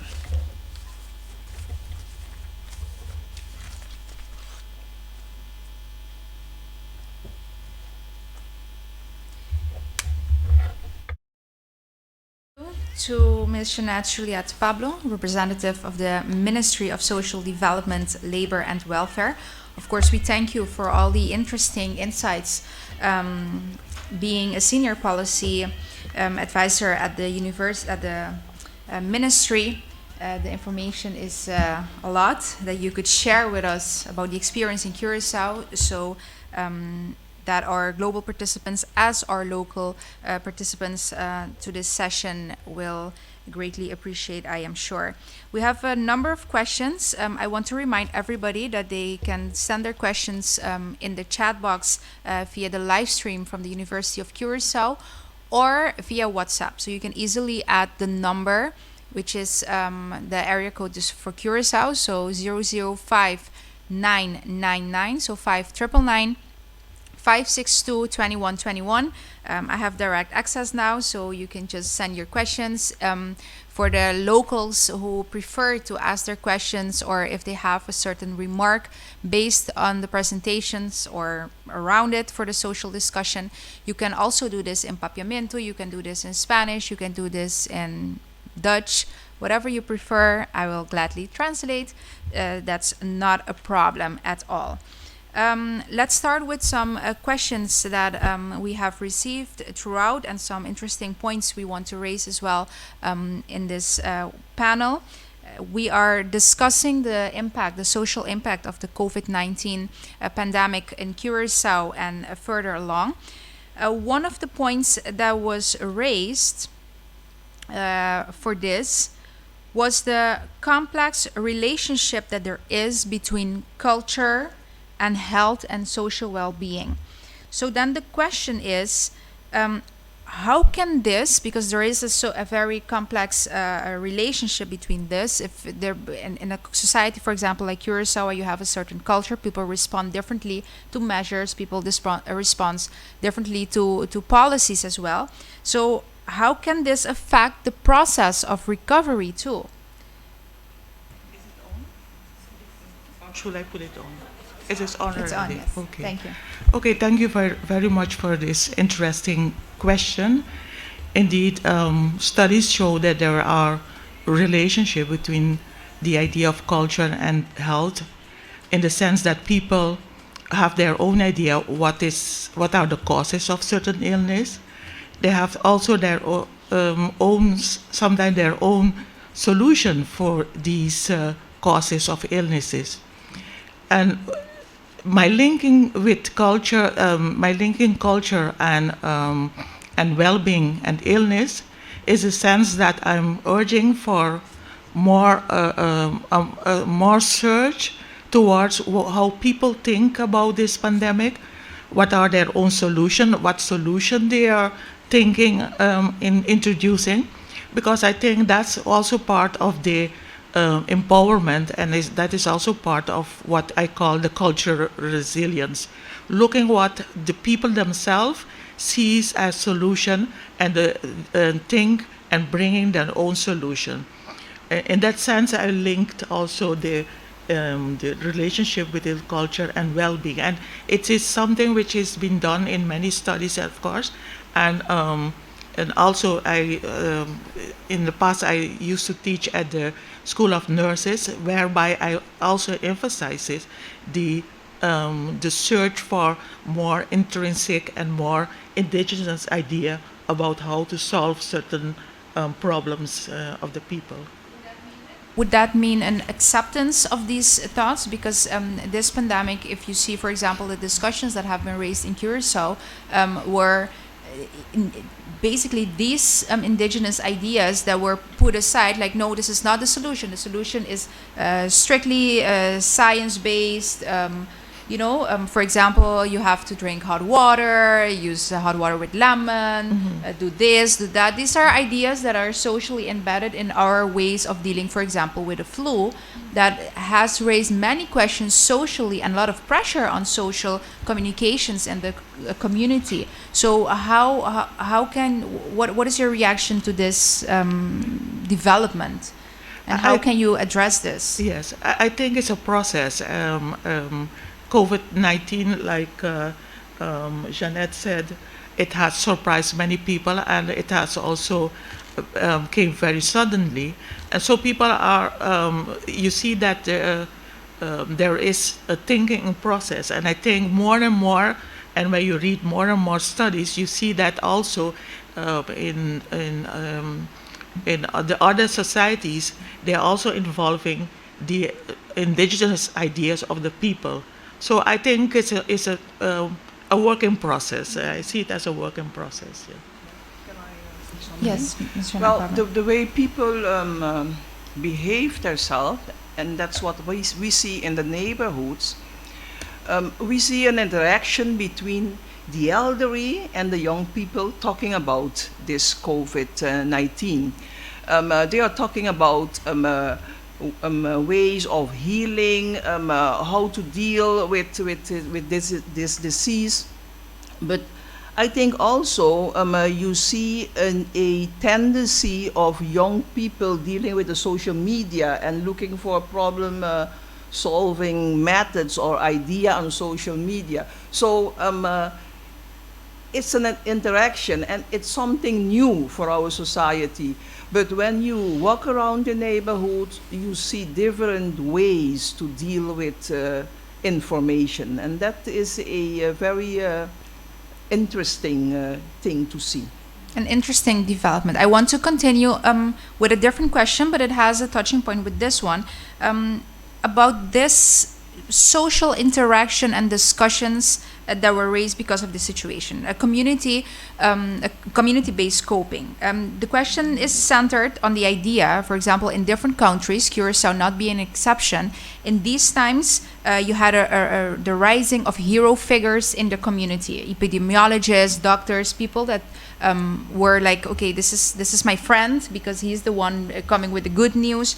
But this whole development has opened the place for a lot of discussions and on social media, in families, in communities, about those who obey the rule and abide by what the government is imposing in measures, and on the other hand, the other people that are now, okay, you are sheep, we don't believe in this, they don't want to comply with the measures because they don't believe the information that the professionals are bringing forward.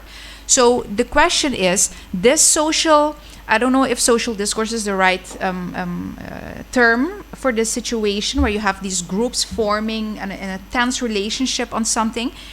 If this is socially in our community an acute response to the situation we are, or will this have a lasting effect on differences and the me against you mentality in our communities? You know, one problem I see in the society is that people are very afraid when there are discussion, when there are different point of view being raised.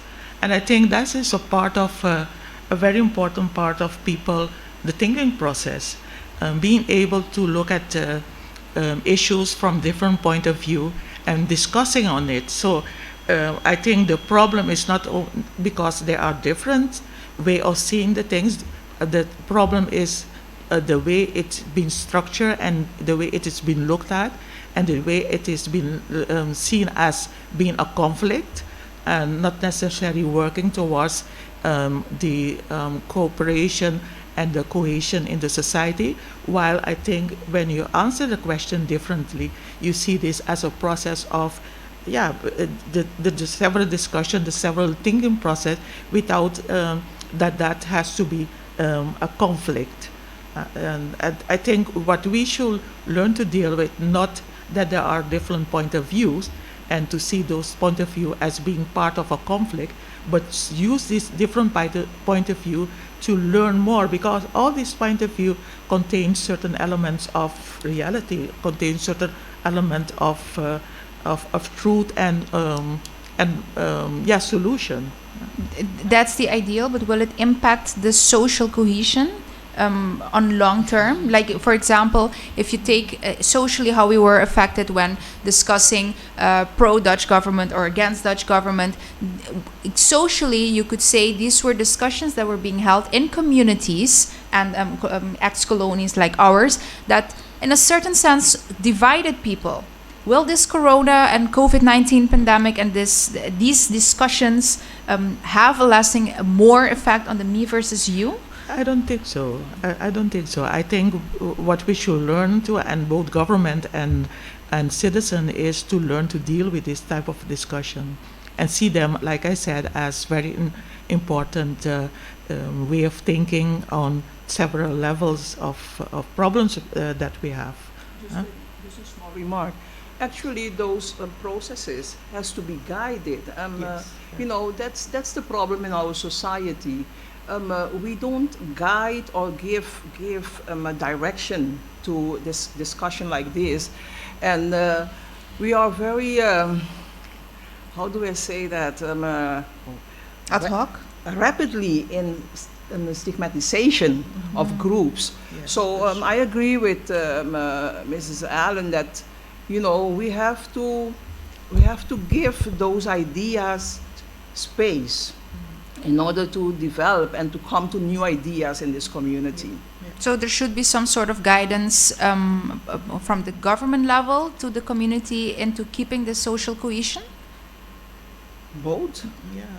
It's like an interaction between government and it's like a bottom-up approach, but also a top-down approach that has to be managed somewhere in the middle. So there is space here, as a policy expert, I'm asking for policy centered into keeping into this. Well, this is quite interesting for policymakers in order to, let's say, to come with a new political approach towards the after COVID effects and what we want to do as ministry, especially of social department in the future. So I think those are points that we have to take in account in order to develop a policy that's really focused on all groups in our society. Would this be a priority? If you still look at it in the sense of what's important if we're talking from the social point of view? I think so, because if you want to reach to certain end, if you want to attain certain final ends, I think it's very important that the discussion takes place. And I see the role of the university as one of important institute of the Center of Higher Learning and also Center of Cultural Involvement. I see the role of the university as a very important institution in this, in guiding, like Jeanette Gillette said, in guiding these discussions. So, okay. Yes, yes. So guided discussions necessary and maybe even policies from a government point of view in guiding this to keep the social cohesion in your community in times of crises, is the conclusion of these questions. Okay, I have other questions that are more centered on policies as well. So what kind of policies, because in the presentation about the part of reshaping the future from Ms. Jeanette Pablo, we're talking about that the government should not be focused on, like we say in papiamento, doon na hindi pisca, pero siya ang pisca. So in English, it's about not in assisting making people dependent, but shaping them to be more independent and being able to provide for themselves. That was one of the points for reshaping the future. But then the question is, what kind of policies, how can the government from a social point of view tackle this if people are much more vulnerable in times of crisis? So you have people that are more have dire necessities for the basics like food, and in an economy that's not going to pick up in a while. So what kind of policies can you bring to not make people dependent while they're actually very, very, very dependent of your help, and you don't have the money for it? You don't have the money to make them more independent, as in with your economy. What are your thoughts on this? Well, this is quite interesting because you have to walk through different paths. It's not a matter of just the government who is dealing with this. We have seen during the last year how people in the barrios are helping themselves and taken initiatives in order to survive. The point is, what the government is doing is giving, for example, social assistance.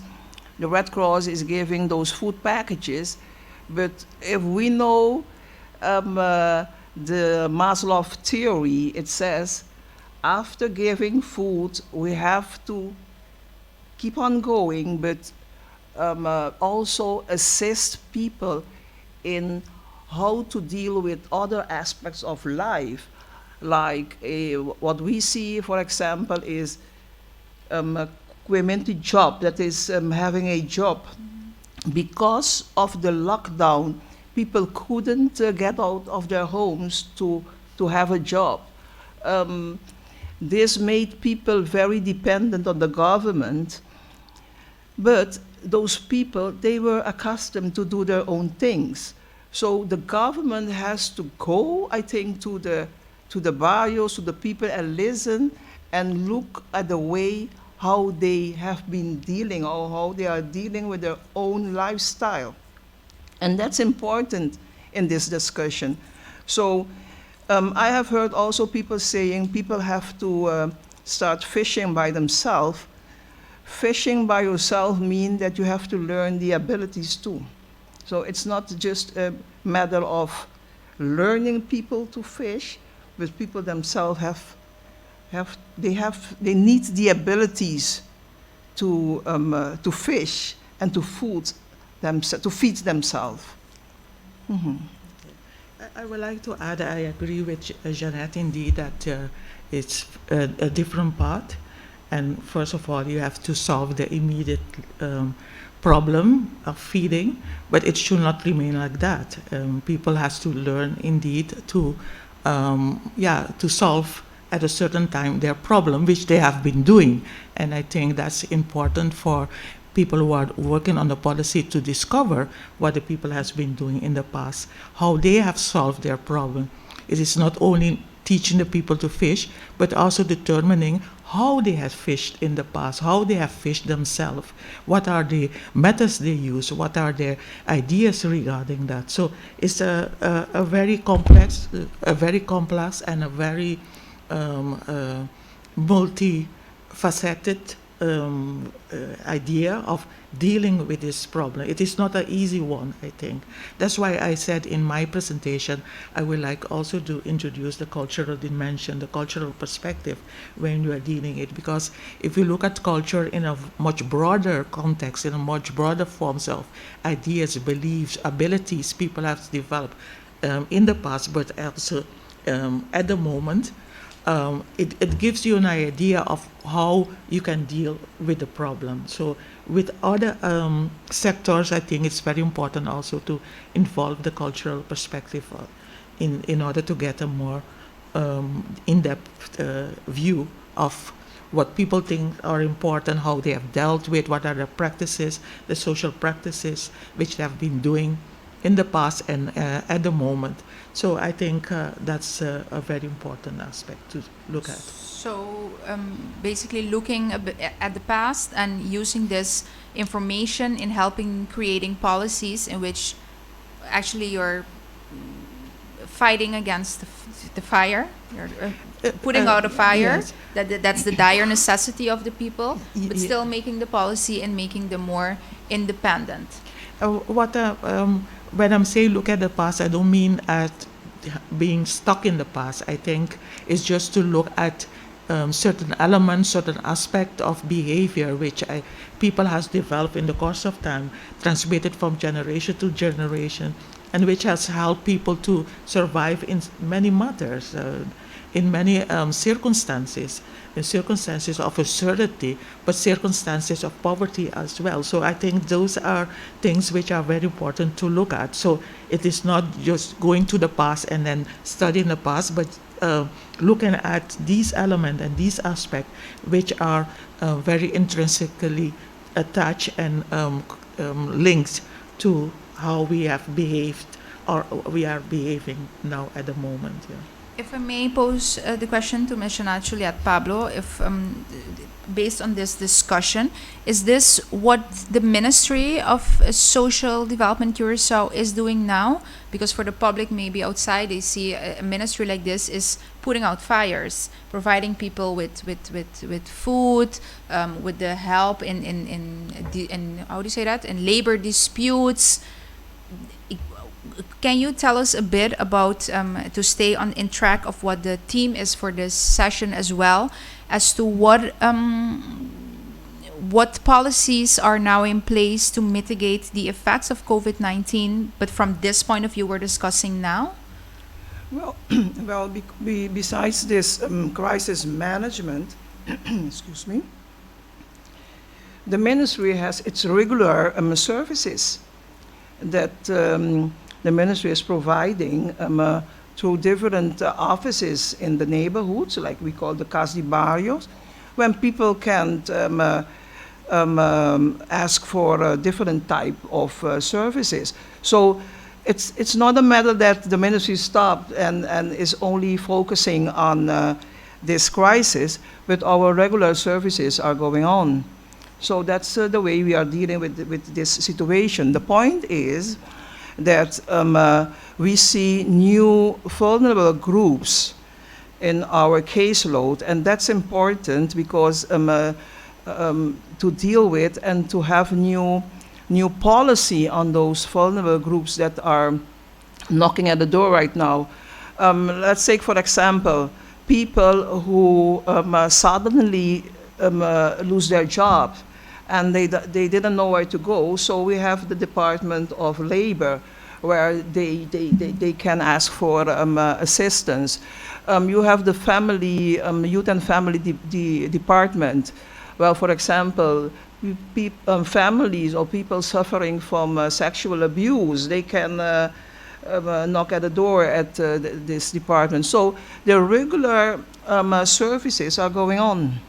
And the policy making as well. As well, for example, we are revising right now the social assistance policy, how to deal with this in the future, because you don't have that many finance to deal with the amount of unemployed.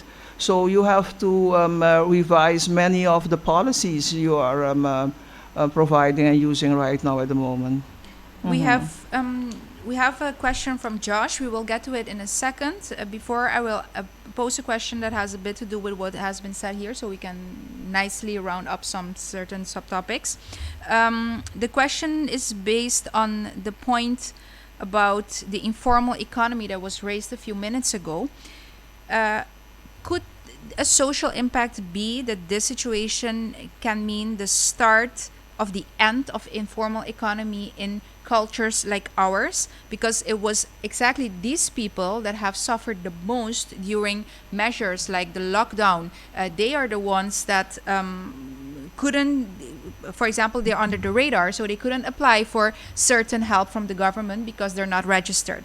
They were the first one to feel the diminishing or disappearance of their income last year and this year, the informal economy. Would this or could this mean a swift in the social the dynamic hereof, that people will now say, okay, no, I will choose for more safety and leave this field of work because of what has transpired the last year? Well, I don't think so. You know, of course, people have lose their job in certain areas, but I see, and let me talk about my experience in the neighborhoods. I still see people, for example, taking new initiatives, like a very simple example, a mother baking some Johnny cakes to sell. I see other ideas that I haven't seen for the last year, of people working together, doing like reparation things together. So I don't think this will disappear. The point is, it's also a matter of the policy that the government will implement. So it's something that the government has to see and has to acknowledge. It's not just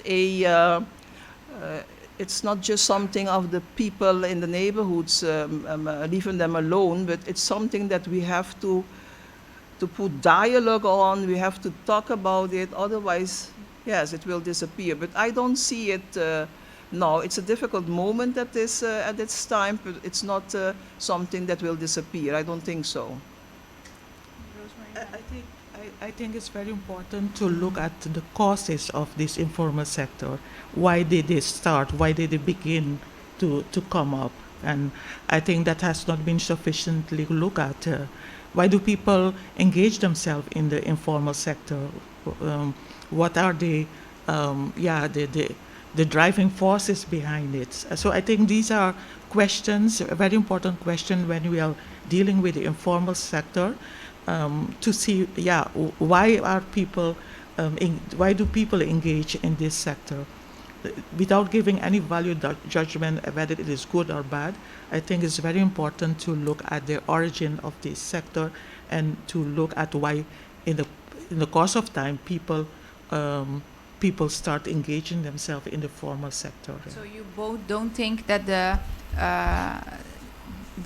pandemic or this time of crisis effectively changed people's desire and will change their behavior economically and in social based on their cultural background, as in, Loramang. See, but if the circumstances are the same and nothing changed, I don't think it will change. We have a question which is a bit more broad, but I will ask it anyway. How will individual countries' different approaches to the COVID pandemic impact worldwide safety and recovery? That's a very good question indeed. I think every country can contribute with what they know, and I think this type of conference are very good because it offered the opportunity for people to talk about certain problems on the different sphere of life. So I see it as this conference as an opportunity for societies to discuss the different problem, but also the different solutions. So coming together, holding conversation with each other. You see it also happening through the social media. Plays a very important role where people are coming to conversation all over the globe, not only locally, but from all parts of the world. I think these are the circumstances and the opportunities which people have to converse and to look at the solution of COVID-19. Yes. I have another question. Geraldine Archer says, I agree that in order to reshape the future, people must become less government dependent. So what we were discussing just now. But her question is, what are your thoughts on this matter when there is no policy in place? Well, that's actually the point. Policy has to be made, has to be developed. But I think, there has to be a new way of making policy, and we have to make use of this opportunity. As they said, they say, make. How do they say that? Never waste a good crisis. So this is the right opportunity for NGOs to come together in order to develop and design a new future for this community, for the society. Thank you very much for your answer. We have other questions as well about the vulnerable groups. One of the COVID pandemic, one might state, has helped bring out vulnerable groups, maybe make new vulnerable groups, but also bring certain vulnerable groups out in the open and bring them that were under the radar above it, you could say. For example, illegal immigrants that in lockdowns had to come out to get help to feed themselves. Now with the whole vaccination program, illegal immigrants, for example, that were under the radar, but they want to get vaccinated, they have to come out to get the help that they need. So basically the question for this is, how does this impact the social infrastructure of our community, and can this have a positive impact on dealing with this aspect of our community? Well, this is also a very interesting point. The migrants, especially the people coming from Venezuela, people tend to say in this community that they aren't organized or they don't know exactly where they are. But we have an experience as an NGO working with this especially this group, and what we have seen during this pandemic is that they are trying as well as they can to organize themselves. So this is a very positive development that I'm seeing in this community, that these migrant groups and undocumented people, they are helping each other in order to get the right provision. And I see this as a very positive tendency. We have seen, for example, by distributing vouchers in the neighborhood, that local people and migrants and undocumented, they come together and they have like a conversation, they have a narrative together. They live actually next to each other in the neighborhoods. So I think this will be a positive development, but still, as I said before, we have to guide those processes in our community. What would be the best way to guide these processes? Is it something, again, I would say that the government needs to do with, what's the best way to do this? Especially for communities like ours, but I think now as a worldwide problem, everybody's in need of money because the pandemic hit economies worldwide. So you don't have a lot of funds, but there's so much more that you need to be doing and guiding in processes to keep the social cohesion going. What would be a good way of guiding this process? Well, actually, it's not just a task of a responsibility of the government, and that is what I'm saying. No, it's a responsibility of the government, the private sector, and the NGOs. This has to be done together. Otherwise, we will lose this how do you say that? This opportunity. The government is dealing with the undocumented, but still there is a lot that we can do as government in order to have a better understanding and a better understanding from why those people are here and what are their plans and their dreams, and if they are have plans to stay here or to go back. They are part of our society. We have to start this dialogue with the locals and the migrants, and later on the undocumented, in order to have a better society. So this is. It sounds like everything is policy, but still it's something we have to do. Otherwise, it will be a bad situation if we don't deal with this. And I think it is important that we as a community prevent going towards extreme nationalism, which you see in this case happening elsewhere. For example, in the United States, certain ethnic groups were picked out and blamed for the pandemic.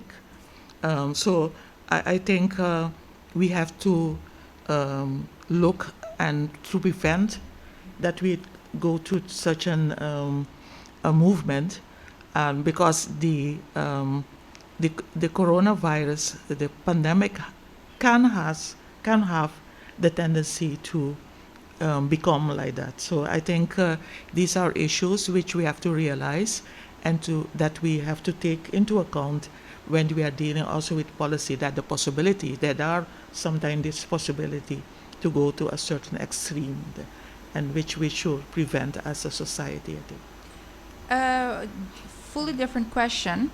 How could or would this pandemic affect a generation's view of what a community is? For example, if we take into account Curacao, like many other islands or certain, we would say Caribbean communities, but also in other areas of the world are more based on a community thought.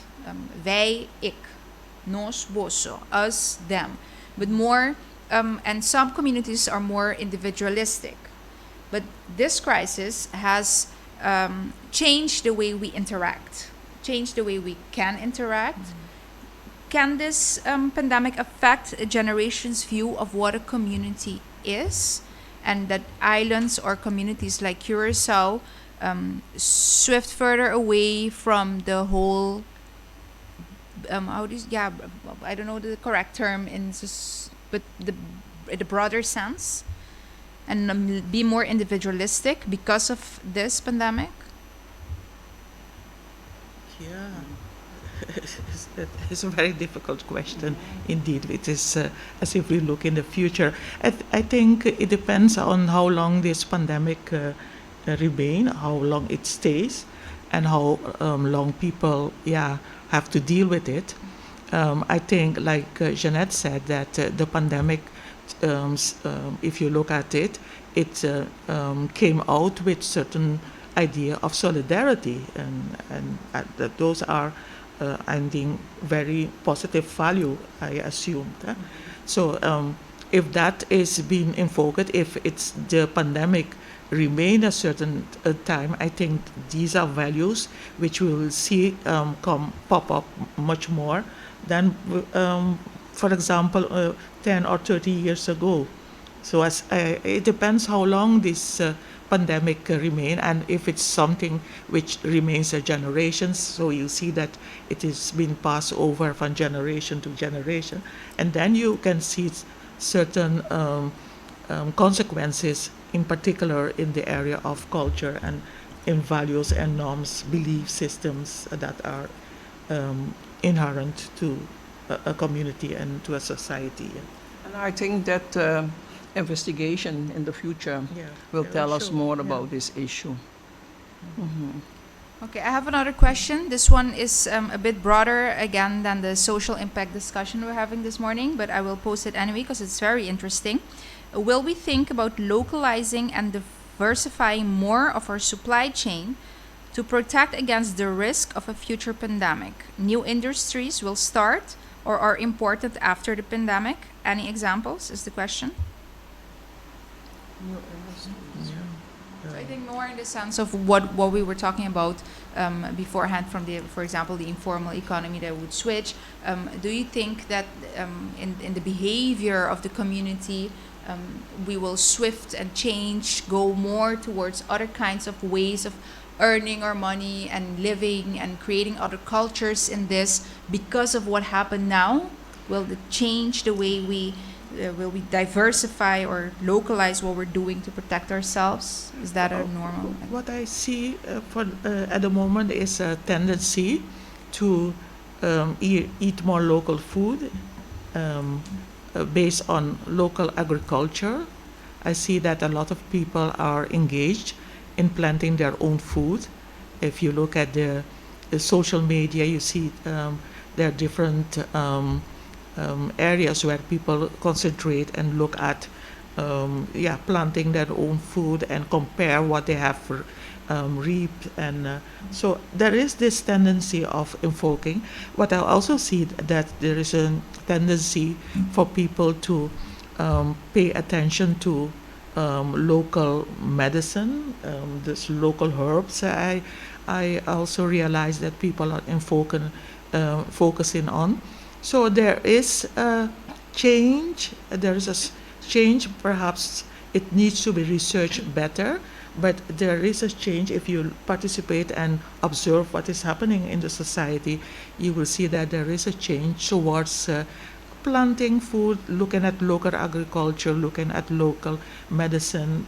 This localized idea of solving our problem, there is a tendency towards it. Yeah. Amongst the youth, actually, you see a more a attitude of a more global behavior, like how to deal with finance, talking about crypto money and things like that. So I think the youth, it didn't develop as yet as that we can see and feel it, but I see the youth talking more about global issues. And that is typical what the youth does. I mean, talking about going to Europe, I feel that that's into the youth too. Even the situation is difficult, they are talking about survival skills, other ways of earning money. So it is, to go back to the question from Ernie Loston, can I conclude that you say, okay, there are two sides to the story. For a certain part, there is a movement into localizing our behavior, because we saw how dependent we are as a small development island with an open economy. But on the other hand, if you look at the youth, there are many examples of basically this crisis having opened the door more to not localized but going global. So it's But what applying you're also saying? globalized idea to local situation. So that's I see that Okay.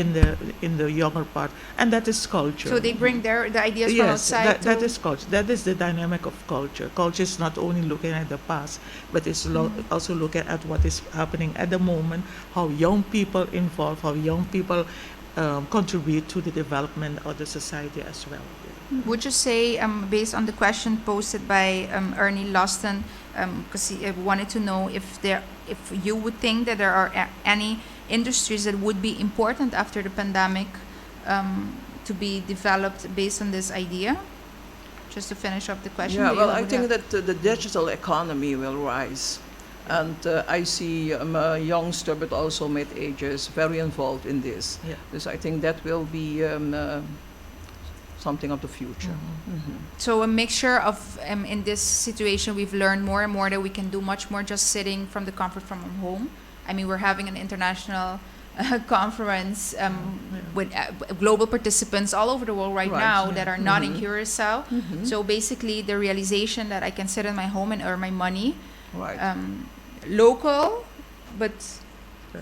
with an impact. So you don't need to move around. We don't need to, and so this does impact our social cohesion quite. Right.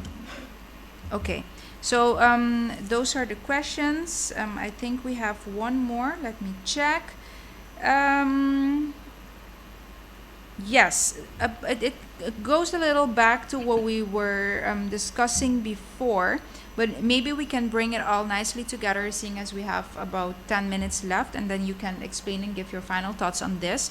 A line between both of your presentations was the fact that this situation has the deepening of the fault lines between long existing differences in a community, between the gap between the rich and the poor, the gap between the vulnerables even more because of this pandemic and the crisis we're living in, and that this has been exposed as such. What are your final thoughts on this matter? And for our communities, and as a remark on this whole, based on the whole discussion now. Well, this division in this community is something that you see in mostly all communities. It's a, the North-South discussion. We had here the poor-rich, the sea-North discussion.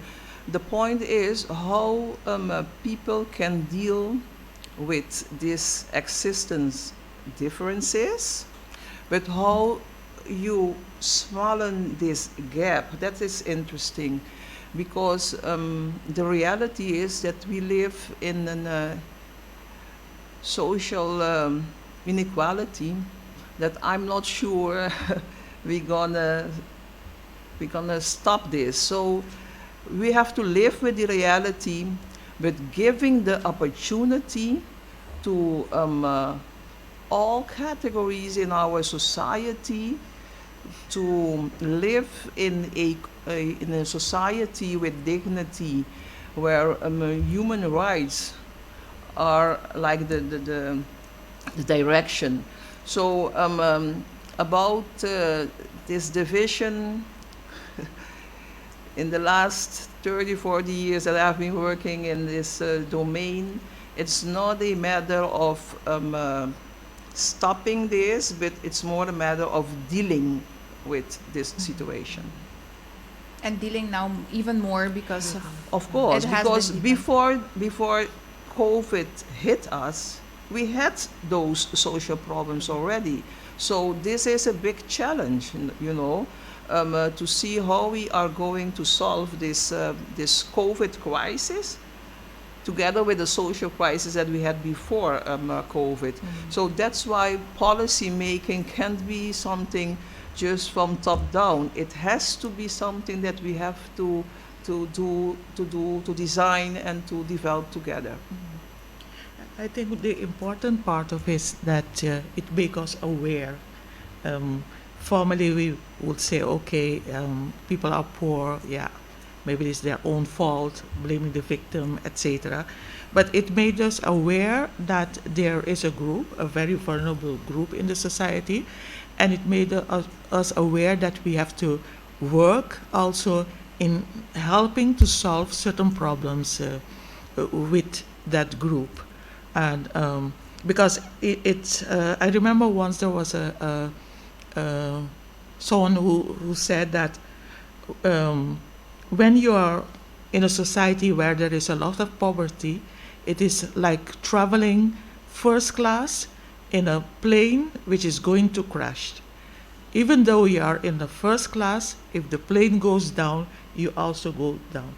So that's always has been my motto, indeed, to look at that in the sense that we have to look and to work together in order to solve these type of problems. Yeah. Very interesting remarks, I'm sure. Thank you very much. We're slowly coming to the end of this session. I want to start by thanking both of you, Professor Dr. Rosemary Allen from the University of Curacao, as well as Ms. Jeanette Juliette Pablo from the Ministry of Social Development, Labor and Welfare here in Curacao. We've had a very interesting discussion for about an hour now, and two very interesting presentations on the social impact of COVID-19, with Curacao as a starting point, but of course it's something that you can translate into other communities as well, because as we all know, culture is something that's actually doesn't know any boundaries. So very interesting. I want to thank you for your participation and your contribution to this session. I want to remind everybody that we will be having more sessions in the coming days. The whole idea is that the sessions will be based on a certain area. Today at 3 p.m. Curacao local time, we will be having an economic impact discussion, which will be very interesting as well. We will be having a representative of the Ministry of Economic Development, Luello Girigori, who will be talking about how to mitigate the effect and jumpstart the economy, which is a very important discussion that we need to be having, not only in Curacao, but I think worldwide, because I can say that most, if not all, economies in the world are gravely affected by this pandemic. Also, Dr. José Jardim from our central bank will be here talking about fiscal activism in the Caribbean amid the deep economic crisis, so very interesting as well. And Guy Kozijns will be here talking about a reconnected in a disconnected world. So very interesting topics and discussions will be held at 3 p.m. as well. We just had for 2 hours the social impact discussion. As you all could have heard, some very interesting conclusions have been made. The importance of policy for a community, the importance of guidance, but not only from the government, but also from organizations, from people doing volunteer work, from the private sector, that need to realize that we can all be discussing, but if not everyone puts their hands together, we will not survive this crisis even more than before, because this is an unprecedented situation. I mean, not only for Curacao, but for most of the world. So it's very important to bring that together, and it would be interesting to see how policy can help bringing this together as well. Because usually in sessions, everyone's like, oh, we all come together and then we're going to make it. But then the reality is, as people, maybe it's cultural that you need to have that leader to bring everyone together. So that would be an interesting topic as well in other sessions. I want to thank you once again very much for your input. And remind everybody that they can add us on WhatsApp. Again, the area code for Curacao is 0059999, so 5999, and then 562-2121, so 562-2121. You can contact us. I would reply to you, or someone else from the university could do that. If you have any questions about the program, we will be discussing in the coming days our fiscal situation, or we have tomorrow education, which is very important as well to be discussing, and more interesting topics. So tune in. The same link we are using for now will be the same link for 3 p.m. as well. So save it, bookmark it, and share it with everyone you know, because it's free. You have free access, as you can see.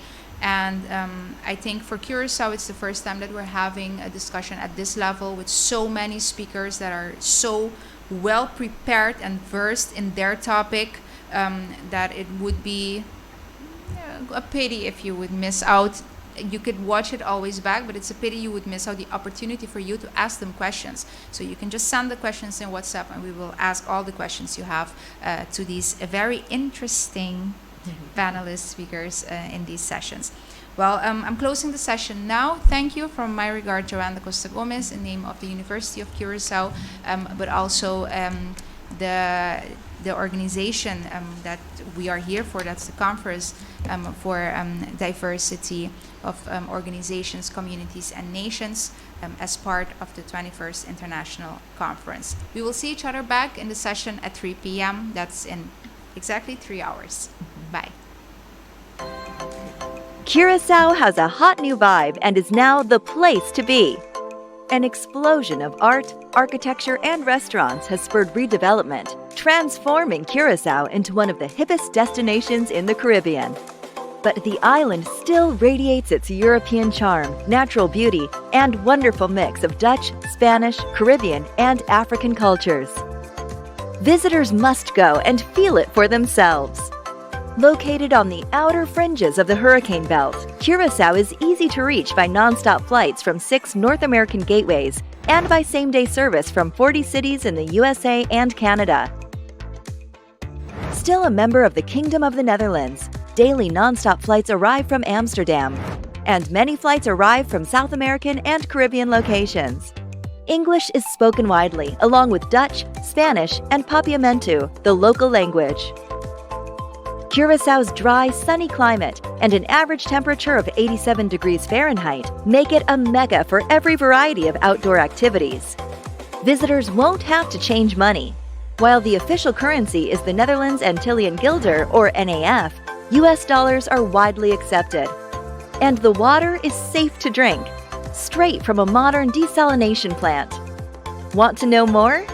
Watch our other videos to learn all the things you need to know for planning personalized dream vacations. You'll see where to stay, lounge, dine, and party. You'll get tips on the hottest areas like the Peter Mai district, the best beaches, where to access shore and ocean dives, and all kinds of land and water-based activities, some that are unique to Curacao. So, welcome to Curacao and its hot new vibe. Visitors must go and feel it for themselves.